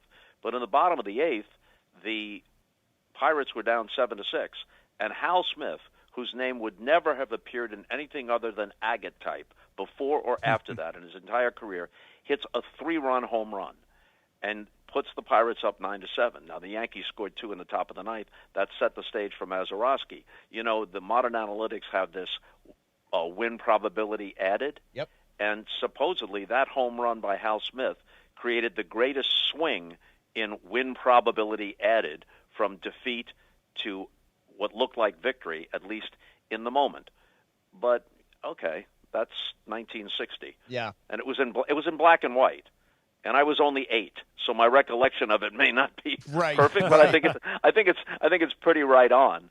I don't think you can put anything ahead of Rojas if you're combining unlikely hero with the import of what he did. Having watched being at the home games and watching all the games, the one thing I'll say about Toronto, and Toronto played a really good series. They did. I think the better team won, but in my mind, it feels like Toronto outplayed the Dodgers. Does that make sense? I think that's apt. The Dodgers were the better team, not by that much. I mean, Toronto, because it's Canada and perhaps American fans, not North American fans, but U.S. fans, underrated them. I didn't underrate them. I was asked before the series started, and I said if they can win one of the first 2 games in Toronto, I think this series has a good chance to go at least 6 and possibly 7. But, yes, the Dodgers overall were the better team, but actually the Blue Jays played better throughout the series. They did more things right than the Dodgers did, but the Dodgers did enough things right to win it. Bob, we're talking to Bob Costas, and again, his special, MLB Network special, 2025 World Series Game 7, airs tomorrow, 4 o'clock in L.A., 7 o'clock Eastern, with Bob and Tom Verducci. Can't wait, Bob. Really looking forward to it. But since we never get you, a couple of things. Settle an argument between Mason and I. Okay. Mace is convinced, and you know more about baseball than pretty much anybody. Yes. Mace is convinced that in 2027, we're getting a work stoppage no matter what. He says the players will never, ever cave on a salary cap. I think they are going to accept some type of a cap because baseball is bringing in too much money and it's too successful, and I think a work stoppage would be death. If you had to pick a side in that argument, who's more correct? At this point, it should be just a hard-headed business negotiation, not a holy war. But the leaders of the Players Association, with whom I've always sided more or less since the days of Marvin Miller, they take their cues still from Marvin Miller, from Don Fear, and from Gene Orza, who were unyielding on that. But the other three major sports have some version of a salary cap, and players make a whole lot of money. Now, it's different. Obviously, baseball is different for a variety of reasons. Players spend a long time in the minor leagues, and then there's a period of time in the majors before they're arbitration eligible or free agency eligible. We get all of that. So not every situation is exactly comparable, but this should be a business deal, not a matter of high holy principle, because the players have won on every principle through all the years. Now the question is, how do we sit down and understand our mutual interests, and how do we divide the pie, and not incidentally, whether Dodger fans or Yankee fans or Met fans, even if they don't spend their money as effectively, and a handful of other teams, even if their fans don't want to hear it, there is a problem with, if not competitive balance, with opportunity. I mean, how long can the Milwaukee Brewers accept that, yeah, we've been brilliant and we've won the division 6 out of 7 times and we won 97 games this year and we're lucky to be in the Central instead of the East or the West, but we're operating at a huge deficit in terms of our resources. There's something out of whack here. When the Dodgers can just say, Edwin Diaz, sure, that's the one relative weakness, we'll sign Edwin Diaz. And the Guggenheims and our whole situation here allows us to do things that perhaps even the Yankees aren't able to do. Is there some equilibrium that can be established here without sending any players to a street corner rattling a tin cup? There should be. Yeah, absolutely. I agree with you. So Dave Roberts was asked this week about a salary cap, and he was asked, would a salary cap hurt the Dodgers? And he answered this way. He says, I just think we have an organization that whatever the rules and constrictions are, we're going to dominate. Do you agree with Dave Roberts? Do you think he's right? Yeah, I think he's right. Do the Dodgers have the resources? Yes. Are they one of the most resourceful within that teams? Absolutely. Their front office and the entire operation, up and down, including Roberts and his coaches, is first rate. Yeah, I think they probably would work it out. All right, Bob, last thing for me. You've had an incredible career, and it's one, as this special tomorrow will indicate. But I was thinking about something. If I came to you and said, I'm going to put one thing in a time capsule from your career that in 200 years from now we're going to show people this is Bob Costas at his best. It can be from the Later Show. I love the Later Show. I think Bob. about the Mary Lou Henner interview, which I still watch, which was hilarious. I think about all the Olympics. I love the Olympics you did. People forget you were the voice of the NBA very briefly. You've done play-by-play baseball. If I put you on the spot and say, what are we putting in that time capsule? What goes in? Well, if it's later, then I have to pick which of the 600 interviews. Yeah, They weren't all 10s on a 10 scale, but a lot of them, Paul McCartney and Mary Lou Henner for comedic reasons and others for more dramatic reasons. So we'll leave that aside. Even though baseball has always been my favorite sport, basketball has always been second. So I guess it might be the call of Michael Jordan's last shot for the Bulls that turned defeat into victory, because it epitomized so much of what he was about and so much of what that era in the NBA was about. And after watching The Last Dance a few years ago and they replayed a lot of the calls, I was happy that most of those calls held up pretty well. So I wouldn't be embarrassed if that wound up in the time capsule. Well, by the time anyone busts the time capsule open, I'll be long gone, so it won't matter. You go. Yeah. Hey, Bob, I got one thing for you about baseball, because you're, Hall of Fame broadcaster and great wordsmith. Put into words what Shohei Ohtani is doing and what he now means to the game. He is as close in his meaning and impact on the game and expanding its popularity, as close as any baseball player has ever been to what Michael Jordan was in the 90s. The old joke then was the other team should chip in and pay his salary. It shouldn't be just the Bulls, because he's not just helping the Bulls, he's helping the NBA. And he helped it expand globally by being the most noticeable part, the most celebrated part of the Dream Team in '92 in Barcelona, and all the marketing and everything else. And I'm not saying that Ohtani equals that, because baseball is different from basketball and we're in a different era and all the rest. But when you consider the fact that Ohtani is fascinating to people who don't know an inside-the-park home run from a wild pitch. He's fascinating to them. You hear people who don't have much baseball background, aren't avid fans, wanting to watch Ohtani, talk about Ohtani. They ask people like you and me about him, and then the expansion of fascination with Major League Baseball into Asia and specifically Japan, where baseball has always been popular. But now we know how popular Ohtani and the others, Yamamoto and a long list of others, have now made Major League Baseball in Japan. I think his impact, it's to take nothing away from other great players. He's unique. The word unicorn is always applied to him, and he is. You know, Ruth was a Hall of Fame quality pitcher before he became the greatest slugger of his time, but he never did both simultaneously at the level that Ohtani is doing it, and I don't think anybody in our lifetime ever will. So he's a truly unique player. People use the word unique when they really mean rare, but it applies to him. He's a unique player, and his impact is greater, in my view, in terms of baseball overall than even the greatest players of recent history. All right. Oh, I forgot. One last thing, Bob. You used a phrase when we were getting ready for your appearance today. We pulled some old stuff of yours, and you used a phrase that Mason and I use all the time, but we have no idea where we got it. This is the phrase. Hit it, Brian. He was a hail fellow, well met.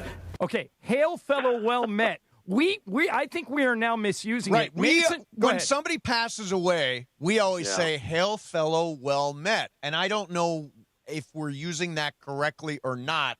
You would know, Bob. Are we using that correctly?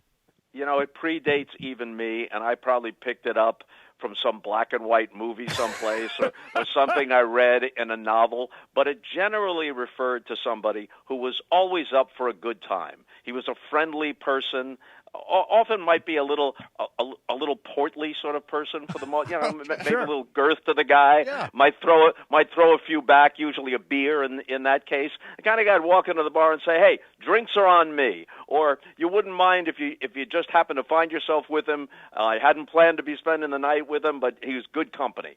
He's a hail fellow, well met, likes everybody, happy in his own skin, enjoying life.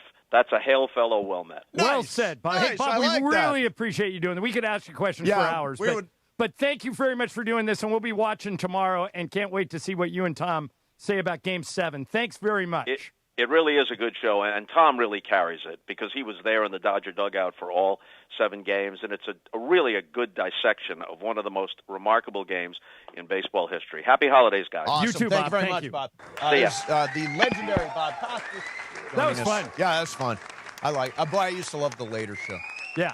Because you were like me. We didn't sleep. I still don't sleep. And that was what would come on. Remember, it was Carson, Letterman, and then Costas. Yeah.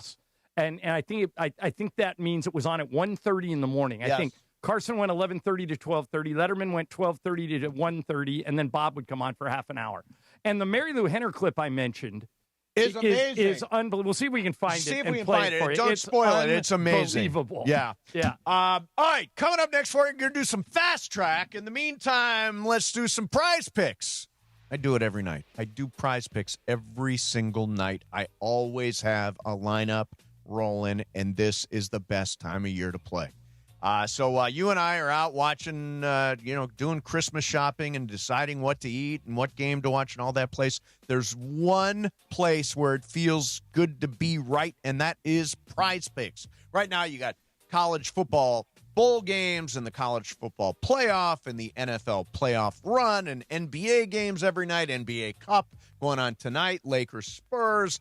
All this stuff is fair game when you put together your lineup.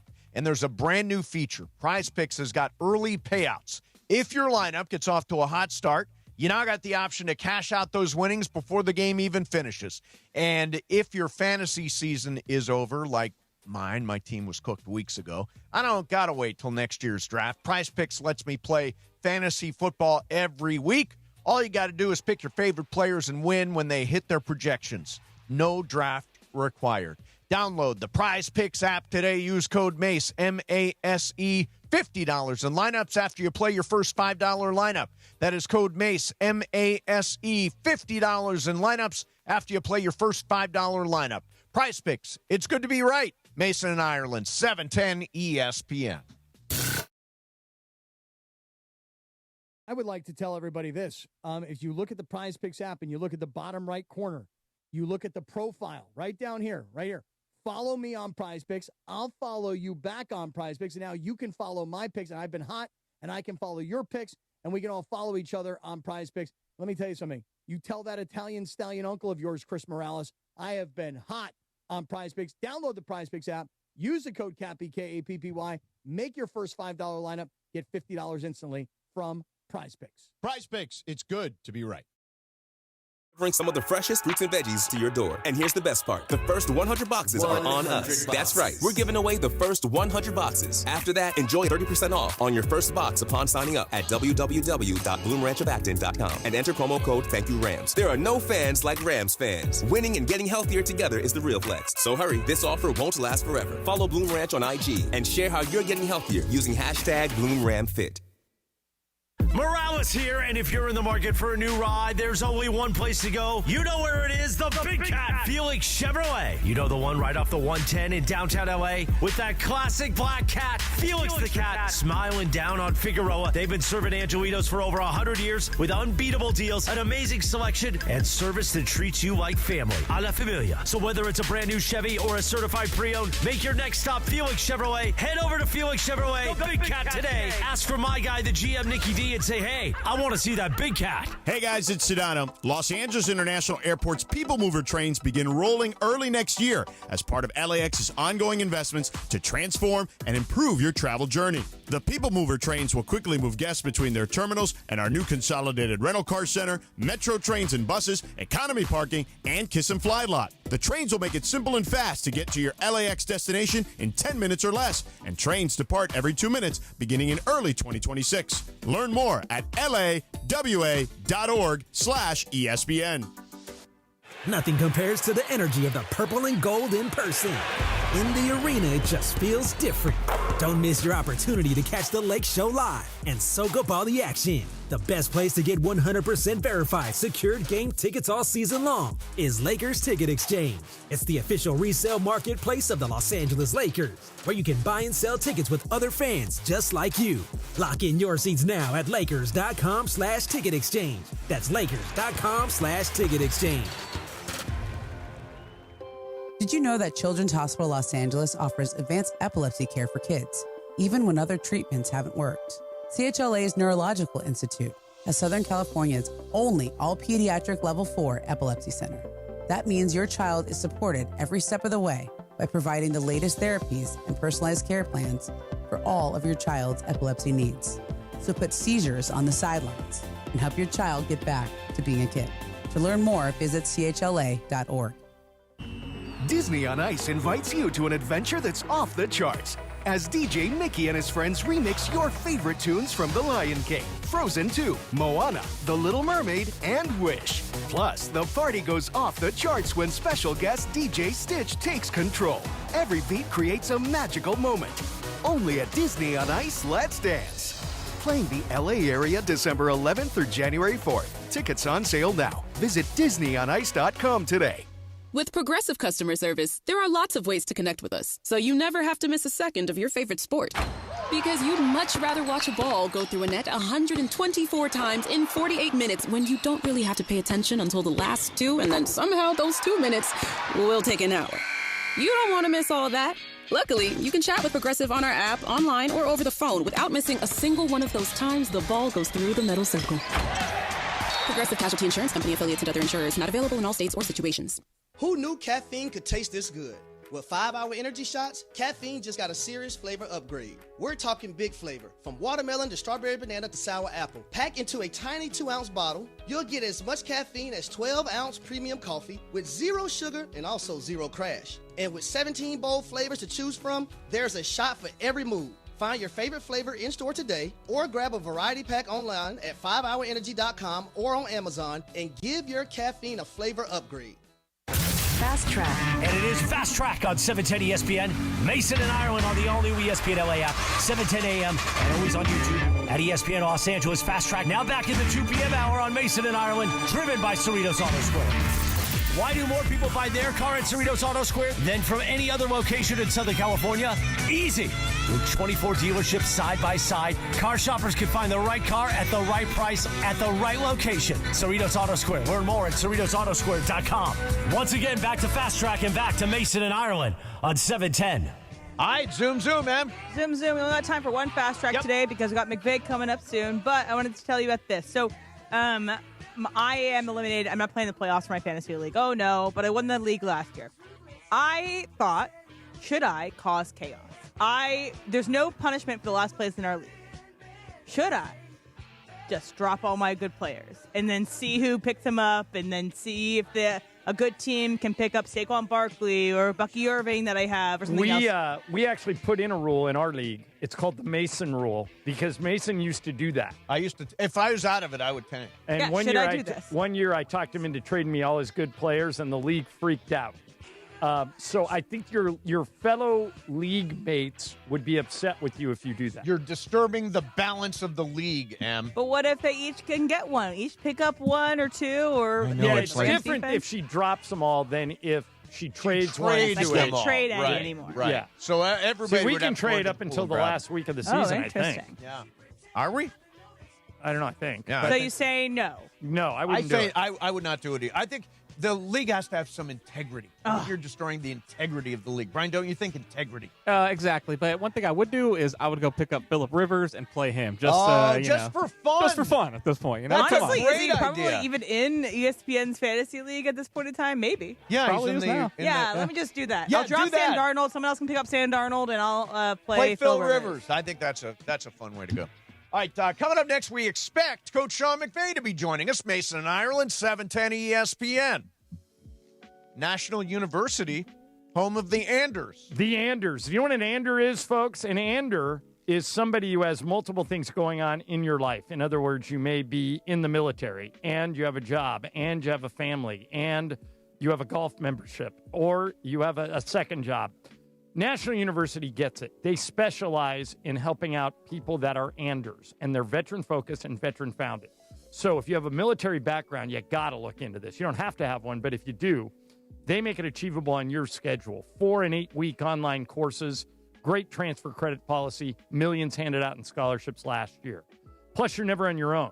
They give you support, professors, advisors, and resources to keep you on track. They're a proud sponsor of the Lakers and a proud sponsor of ESPN LA. The quickest way you can get answers to any of your questions regarding National University is to go to their website, nu.edu. nu.edu. National University. 710 ESPN. This college football moment is brought to you by Serve Pro. College football teams have moments they recovered from and made it like it never even happened. Like on October 2nd, 1993, when the University of California faced a 30-0 halftime deficit to Oregon. Cal went on a remarkable 42-11 run in the second half to capture a 42-41 victory, one of the largest comebacks in college football history. Serve Pro, like it never even happened. Fellas, it's the season to shine, and not just from the holiday lights. Manscaped is here to keep you looking sharp for every holiday party, family photo, and mistletoe moment. The Lawnmower 5, groin and body trimmer, and the Chairman Plus face shaver deliver precision, comfort, and control worthy of Santa's nice list. I've been good and nice. Whether you're tidying up before a big night out or preparing for New Year's Eve, Manscaped has your back. And your face too, to be exact. So gift yourself with some grooming greatness this season, because looking good is the best gift of all. And now you can find Manscaped products at your local Walmart. Hey guys, Cappy here. Let's talk about something serious for just a minute. Picture this. You're on your usual drive to work. You're thinking about your day ahead, right? You walk into the office, you sit down at your desk, you power on your computer, but instead of your familiar desktop popping up, Zippo, nothing. Your files are locked, your data's frozen, you've been hacked. For anyone who's ever lived through it, you know how stressful and expensive it can be. We're talking thousands, even hundreds of thousands of dollars. And then there's the uphill battle of getting your cyber insurance claim actually paid. That's where my friend Avner Gatt and his team of public adjusters come in. You might know them from water damage claims, but they also handle cyber insurance. And if you're not sure that you're fully protected, or you're not sure if your insurance application was filled out correctly, don't wait until it's too late. Call Avner Gatt at 818-917-5256 today. That's 818-917-5256 for Avner Gatt. At AT&T, we guarantee our network so you can talk college football with your BFF while taking Buster to the vet.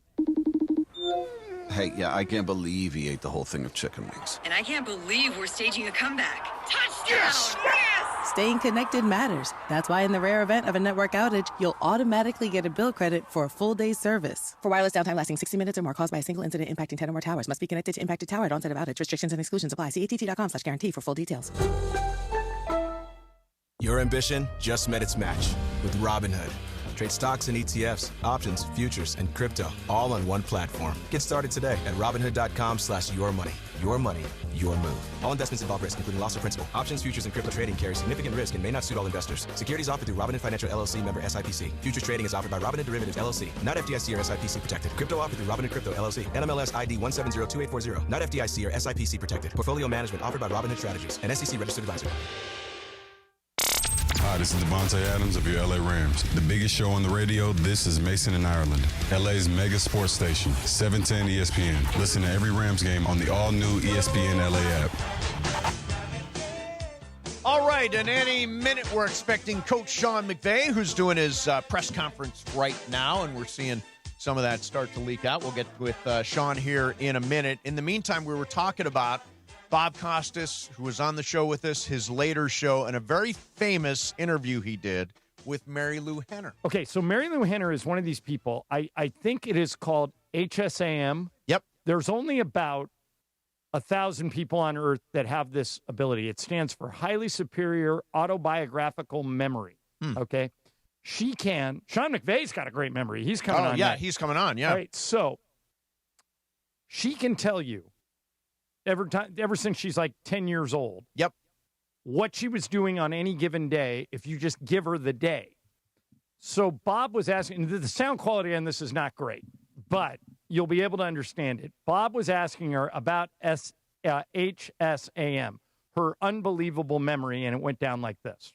Because when someone said, okay, August, who remembers what they did August 8th, 1985? And I said, oh, are you kidding? It was a Thursday. And I had pasta for dinner then, and I was in Chicago. I was hosting the Oprah Winfrey Show that week, you know. And I said, you can name any date like that, and I would be able to figure it out. Is this blessing or curse? Oh, it's a blessing. Sure. I always have something over on people. Nobody can argue with me about anything. So when Reagan said, hey, you know, who could remember August 85, you said, wrong, pal. Wrong, pal. August 8th. 1985, you know, which was a Thursday. Where were you when the men walked on the moon? Which was what? June? Was it June or July of '69? Who told you this? No, I just picked that at random. I swear to God, I just picked it at random. Come on, somebody told you. I swear to God, I picked it at random. Okay, maybe I shouldn't tell. Okay, I was in Chicago. I was in. Oh, well, there's a shocking story right there. I didn't mean to pry that out of you, Mary Lou. I was in high school, and it was July the 20th. Mm-hmm. It was a Sunday night.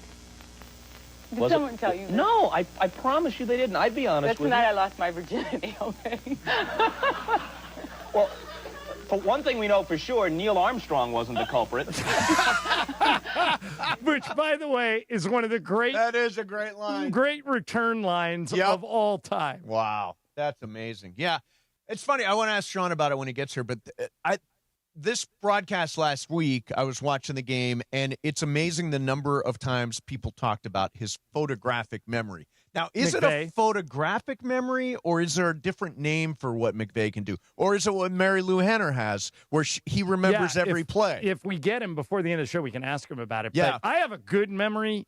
My son, who's a special needs kid, my son's on the autism spectrum, can remember, like literally, if I can't remember a date, I'll say, hey, Jack, what day did I buy that car? Like the car I had 2 cars ago. And he'll go, August 8th, 2006. Yep.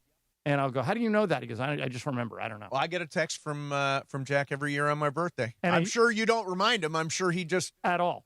Yeah. And by the way, not only do I not remind him, he doesn't have it in his phone. He just remembers. Just remembers. He'll come downstairs. He'll go, hey, Dad, it's March 23rd. It's Steve Mason's birthday. Yep. And he goes, I sent him a text. And I'll just go, what in the world? Yeah, that's amazing. I think you've met him once. Yeah, that's amazing. That's amazing. But Mary Lou is at another level. I mean, she's these people that can remember everything. And McVay has an ability to, you can ask him 4th and 1 in the 2018 NFC Championship from his game. head coaching career. Yeah. Like, hey, Todd Gurley, 2nd and 6, second quarter against the Chiefs in 2016. And he'll go, yeah, we ran a screen, but we really should have run an off-tackle play. And, Yeah. So, that's a good question that Bob asked. Is that a blessing or a curse? I would take that as a blessing. If I could remember anything. I would take it as a blessing. Also, I can't remember anything. Yeah. Nothing. I have no memory. And Mary Lou Henner remembers everything. Yeah. Incredible. By the way, the Rams playing the Lions on Sunday. Next 2 weeks will pretty much be it'll determine the season. Yeah. I mean, it's going to – you got the Lions on Sunday at SoFi. Then you go to Seattle. You face the Seahawks on Thursday Night Football.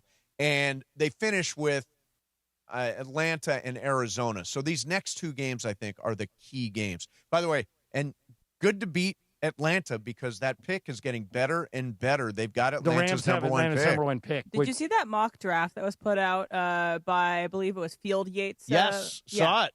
What do you guys think about it? So they had, I think, that early pick that they have from the Falcons. They have the Rams taking a safety. Yes. And then for the 31st pick, which is where they would be projected right now, they have the Rams picking quarterback Ty Simpson from Alabama if he declares the NFL. Right. So a safety and a quarterback. Boy, Simpson did not have a good second half of the season. He was really good in the beginning. So here's my feeling about this whole quarterback concept. Sean McVay is the guy that's going to do the evaluation. He knows exactly what he's looking for.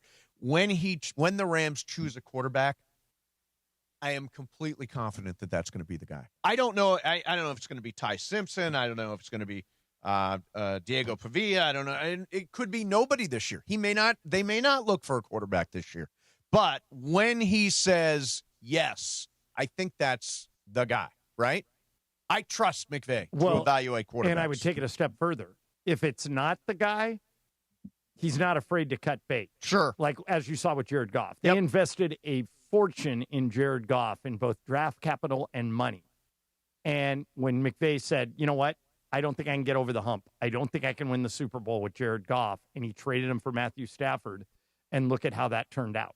I mean, that was a gutsy move. It sure was. Remember, they bent over backwards to get Jared Goff, that number 1 pick that year. And he had already taken him to 1 Super Bowl.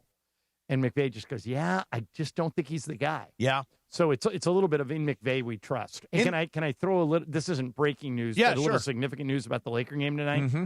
Okay, so you remember that during the in-season tournament, all these teams have these super colorful, almost too colorful courts. Yes. For the in-season tournament. Do we have one tonight? The Lakers played once on their in-season tournament court, and several players slipped. It was too slippy.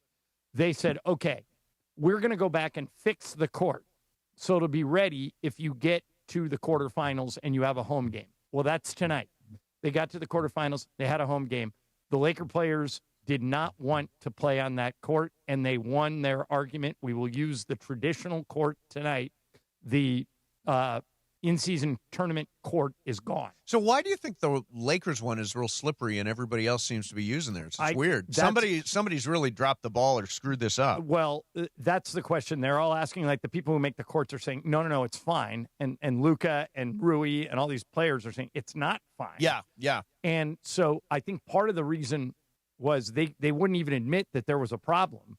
And so the reason they're doing it, McMenamin just posted a story about this, is, quote, out of an abundance of caution, which is the right thing to do. Oh, yeah. I mean, if the players, it's the whole thing about your mental state. If the players believe that the court is slippery, even if it's not, it could be. It gets in your head. Yeah. Right, exactly. So traditional court tonight. All right. And joining us right now is the head coach of the Los Angeles Rams, getting ready for Detroit on Sunday. Coach Sean McVay is on the line. Coach, thanks for coming on. How are you, man? I'm good. How you guys doing? Doing great, Coach. And I know that you flew in separately from the team down to Arizona, because is it correct to say you were battling a bout with the flu? Yeah, that's safe to say. Okay. So were you ever in jeopardy of missing the game? Was it that bad, or no, were you? Okay. No. There was zero chance I was missing the game. I'll tell you what, whatever I had, I would never want you guys or a player or a coach to get that. And it was highly contagious because my little boy had it earlier in the week. My wife, then our basically like our little sister who lives with us ended up getting it, and then I got it last. I thought I was going to come away clean Friday night in the middle of the night. Not so fast, my friend. Yeah. Well, glad you're feeling better. Glad you made it through, and glad you were able to coach and all that stuff and get the win.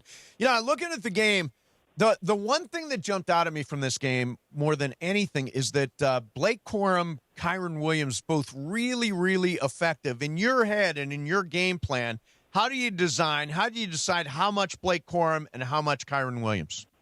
I think Ron Gould does a great job. They both, they want to spell each other. We got two special backs, and so they're both going to play. We don't have like specific Kyron or Blake plays. We just call our offense, and those guys both execute at a really high clip. I think both those guys did a phenomenal job, and I think the line and the tight ends and receivers as part of the blocking surface deserve a ton of credit.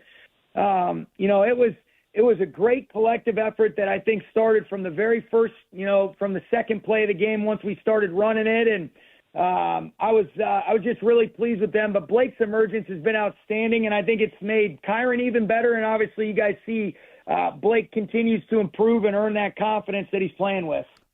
Sean, here come the Lions. And, for people who don't know, the Lions have the number one scoring offense in the NFL. They've scored more points than any team in the league.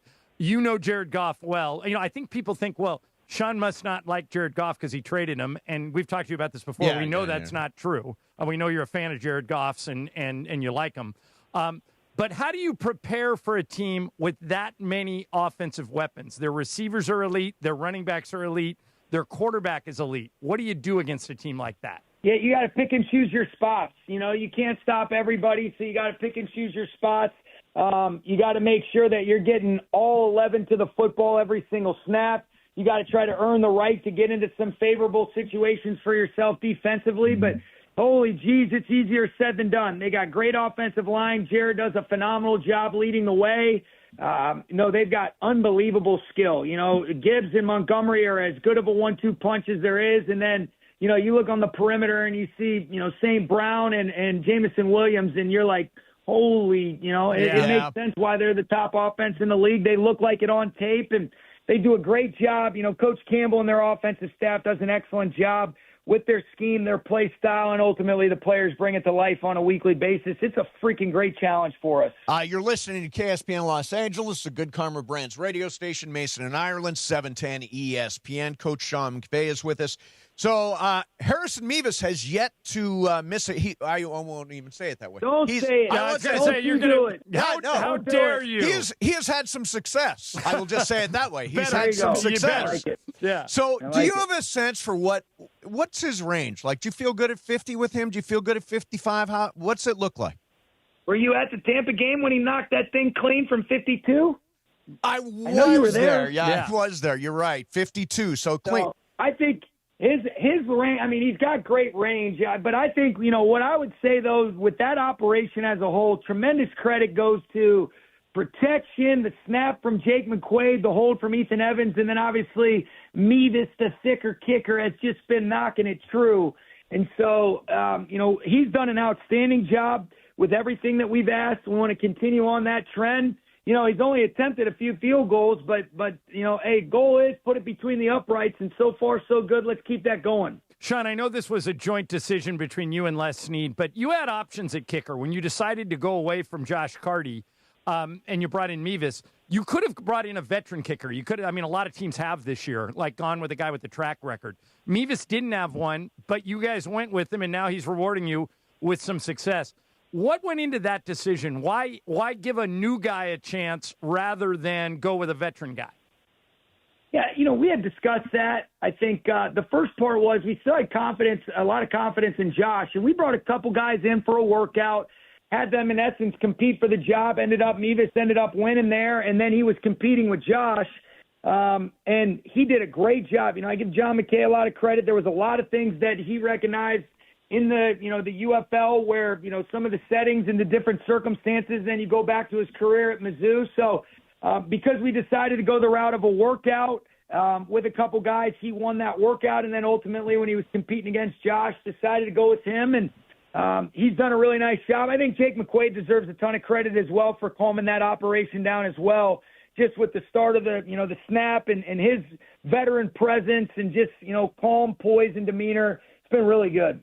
So this last game I watched, I was obviously watching on TV. Jonathan Vilma was the analyst. He said over and over again, he said, Sean McVay has got a photographic memory. He said it at least 5 times. Do you, in fact, I know you've got an unbelievable memory. No. Is it a photographic? No. We talk about it all the time. Repetition is the mother of learning. So my brain only has space for football and my family, and some friends. So I go back through these things over and over. I do not have a photographic memory. I can't even remember what I had for breakfast or how to get from my house to the office without a GPS. I'm a total degenerate. Only thing I can do is study a little bit about football. So thank goodness for a game that we play 11 on each side on 100 yards and 53 and a third width. Yeah, Sean, last thing what did he say? What was he saying that made him say that? He said it at least 3 times. He was talking about how you would know if this play had been run and successful in whatever game in the past. He's just talking about your unbelievable encyclopedic. Only because I studied it. Yeah, that's all. You know what? I paid Jonathan a couple bucks in the production. There you go. That's a nice compliment. He was pumping you up, man. Pumping you up. There you go. Yeah. That's my guy. All right, Sean, last thing for me. I know you as a coaching staff don't look past Detroit. As you talked about earlier, this is a huge challenge for your team. But you're going to ask me a question about looking past Detroit. I'm going to ask this. He's going to. I'm going to ask this. Do you have to bring it up with the players because that Seattle game is so big on the horizon? They have the same record as you. Hell no. You don't have to bring it up. No. Absolutely 0% chance. Our guys look at this tape of the Detroit Lions, and are you kidding me? If we're that stupid to look past a great football team right in front of us, we deserve to be humbled, and our guys are too mature. There's too much respect for every opponent we play, and look no further than what happened to us a couple weeks ago. Yeah, good point. Last thing for you, what do you think of Phil Rivers rolling off the couch and maybe quarterbacking the Colts on Sunday? He's older than you, Coach. I can't tell you how much I love it. I just love it. I mean, this guy, if there's I can't wait. It's going to be like the Weddle story that was a couple years ago, but Weddle's playing safety for us. But Phillip Rivers, I mean, I'll tell you what, though. I know that above the neck, and I'm sure he can still spin it. He'll be moving around, playing fast, directing traffic. I hope he shreds them. Oh, that's awesome. great. Yeah, that's we great. do. By the way, I hope he shreds them as well, Coach. Yeah. Hey, listen, appreciate you coming on. Really excited for Sunday to be back at SoFi Stadium for this game. And go get him, Coach. Hey, let's go. Appreciate it, guys. All right, Sean, see ya. There's Coach Sean McVay. Yeah, we hope Rivers shreds Seattle this week. Yeah, don't see it. Don't see it. I think Seattle. If I'm in my confidence pool, I put the Seahawks at 14. Yeah, they should be up there. But who knows? As we've learned this year, you can never see these upsets coming. Nope. You who? Find me somebody that picked Carolina to beat the Rams 2 weeks ago. By the way, whenever Coach comes on, it is brought to you by LA Care. Life is what you make it. Whatever you're making, make it matter with LA Care Health Plan. Did you know healthcare starts at $0? Visit lacare.org to learn more. All right, time for us to tell you about Jacob and Ronnie. And here's what we'll tell you. Is if you get in an accident, let's say you're heading over to the game tonight, you get in an accident, your phone will ring, it'll be an insurance company, and they'll try and get you to take the first offer. Yep. That offer is exactly what they think you will take the lowest amount of money for. Yeah. That's why you got to call Jacob first. And Mace, the number is very easy to remember. You know what? It is. I have a terrible memory. I was just saying. You're the opposite of Sean McVay? I'm the anti-McVay. 800-345-6789. 800-345-6789. If you can count, you can reach Jacob. Yeah, it is. That's the number, 800-345-6789. Calljacob.com still works if you'd rather look him up on the web. But we're really hammering this number because we want him to be your first call. Yes. You're not going to be thinking about trying to access the internet if you get in an accident. No. So call Jacob, 800-345-6789. They will walk you through what your next move is. And one of those things is not to answer the phone when that insurance company calls. Absolutely. Hit you with the low ball offer. Let Jacob handle it for you. Again, 800-345-6789. And you don't. Back-to-back Game of Games winner, Jacob and That's Ronnie. right. And remember, you don't pay Jacob unless he wins. 800-345-6789. Coming up next, Super Crosstalk, 710 ESPN. Rams fans, it's your boys. I would like to tell everybody this. If you look at the Prize Picks app and you look at the bottom right corner, you look at the profile right down here, right here. Follow me on Prize Picks. I'll follow you back on Prize Picks. And now you can follow my picks. And I've been hot, and I can follow your picks. And we can all follow each other on Prize Picks. Let me tell you something. You tell that Italian stallion uncle of yours, Chris Morales, I have been hot on Prize Picks. Download the Prize Picks app. Use the code CAPPY, K-A-P-P-Y. Make your first $5 lineup. Get $50 instantly from Prize Picks. Prize Picks. It's good to be right.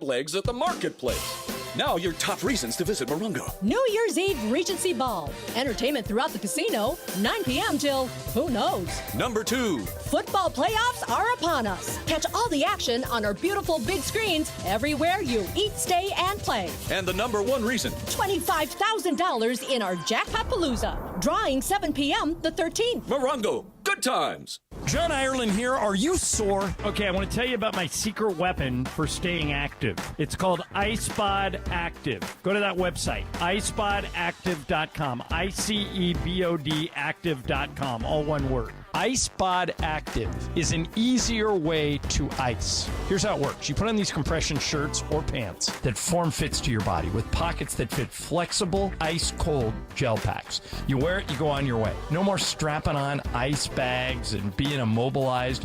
It's wearable cryotherapy. Stop worrying about what you're going to get somebody for Christmas. Go to iSpotActive.com and you're taken care of. If they don't like it for any reason, 30-day money-back guarantee. But my guess is you're not going to return it. Everybody I know that has bought one of these things truly loves it. Inventory is going fast. And if you use the coupon code LA710, you get 20% off till the end of the year. Get yours today. You won't be sorry at iSpotActive.com.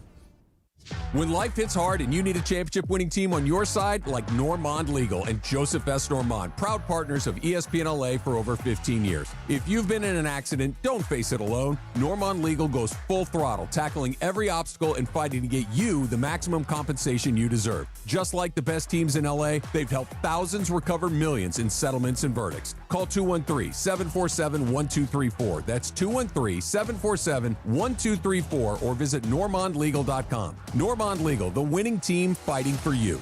Hey, Los Angeles, your Rams return home to battle the Detroit Lions in a massive NFC collision with playoff implications on Sunday, December 14th at 1 p.m. Get ready for another electric matchup as Matthew Stafford leads the Rams against Jared Goff and the Lions. Bring all your energy to SoFi Stadium to watch as the #1 team in the NFC West looks to defend their home turf. To secure your seats, visit therams.com/DET. Again, that is therams.com/DET. And we'll see you at the Rams house.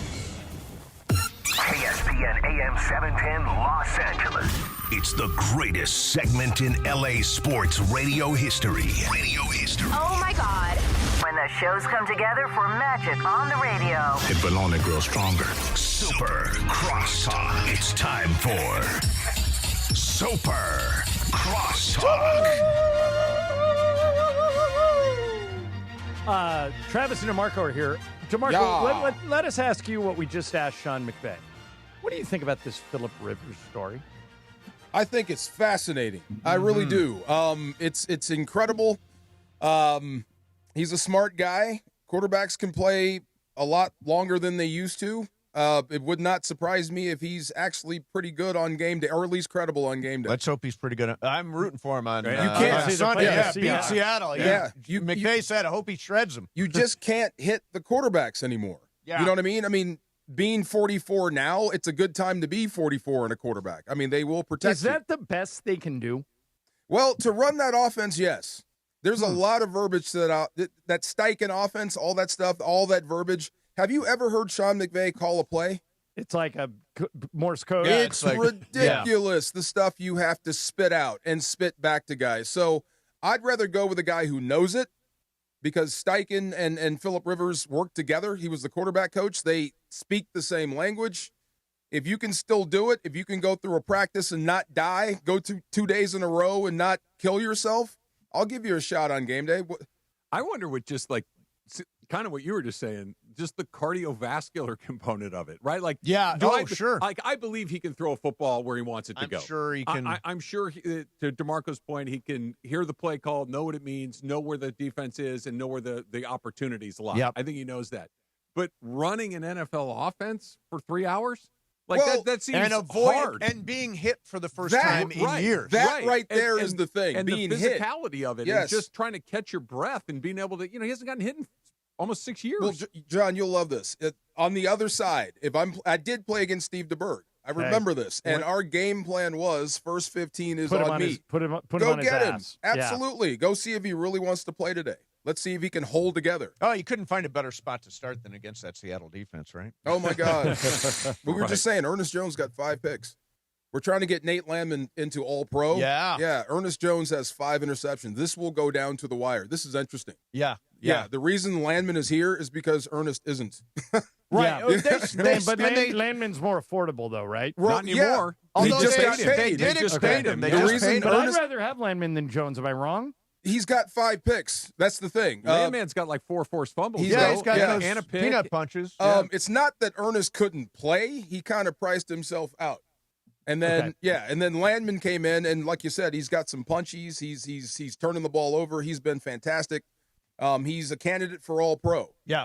So they made an investment in him that they didn't in Ernest Jones. It's kind of interesting. That's why that Thursday night game is going to be interesting. It's going to be wild. Did you hear we had Bob Costas on today? No. Oh, so cool that Bob Costas. Yeah, and he was great. They're doing a baseball special tomorrow at 4:00 on the MLB Network.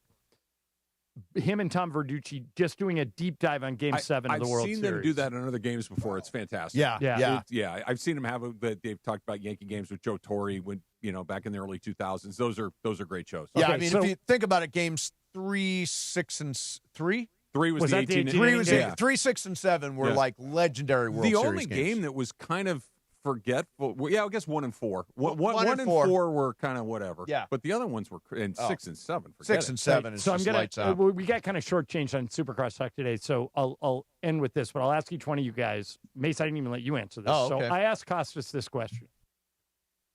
They say we're going to put something in a time capsule of your work.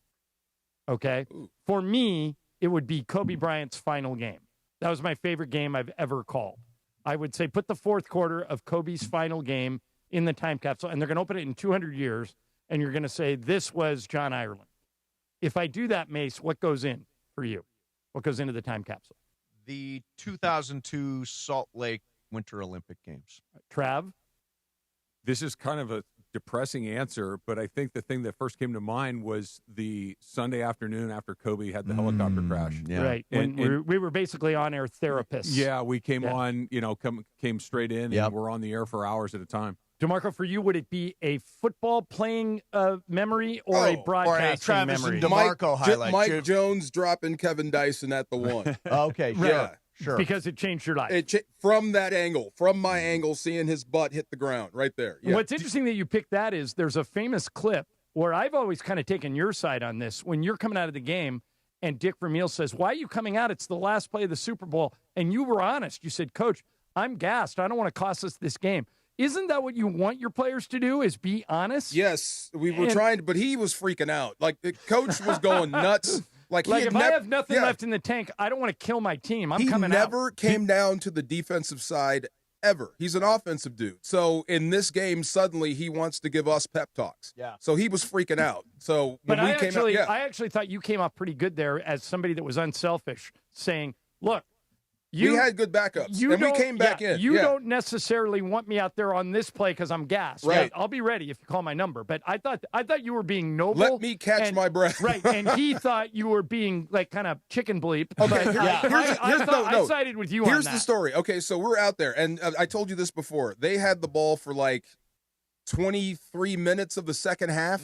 Like, we were out there all day against him, Eddie George, and I had Bruce Matthews on me, a Hall of Fame guard. I mean, right, and we just could not get them off the freaking field. It was just, we were out there forever. So they hit another first down on us, and I'm walking back to line up again, and right in front of me is Kevin Carter, my guy. So I'm like, if Kevin takes a left, I'm going with him.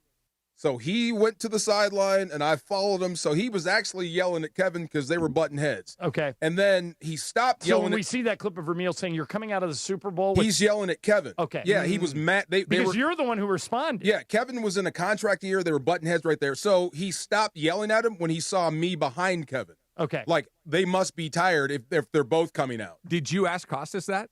Yeah. What did he say? You'll be surprised. Can I guess? Yeah. Was it OJ? No, Michael Jordan's last shot. Oh, the yeah. one in Utah. Yeah. Okay. And he said when he watched The Last Dance, he was happy that his calls held up. And he even admitted, he said, people know me as a baseball first guy, and baseball's my favorite sport.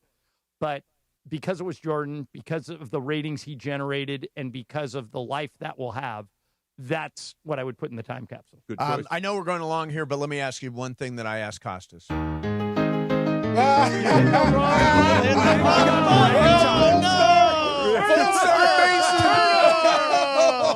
Back him up. For ESPN LA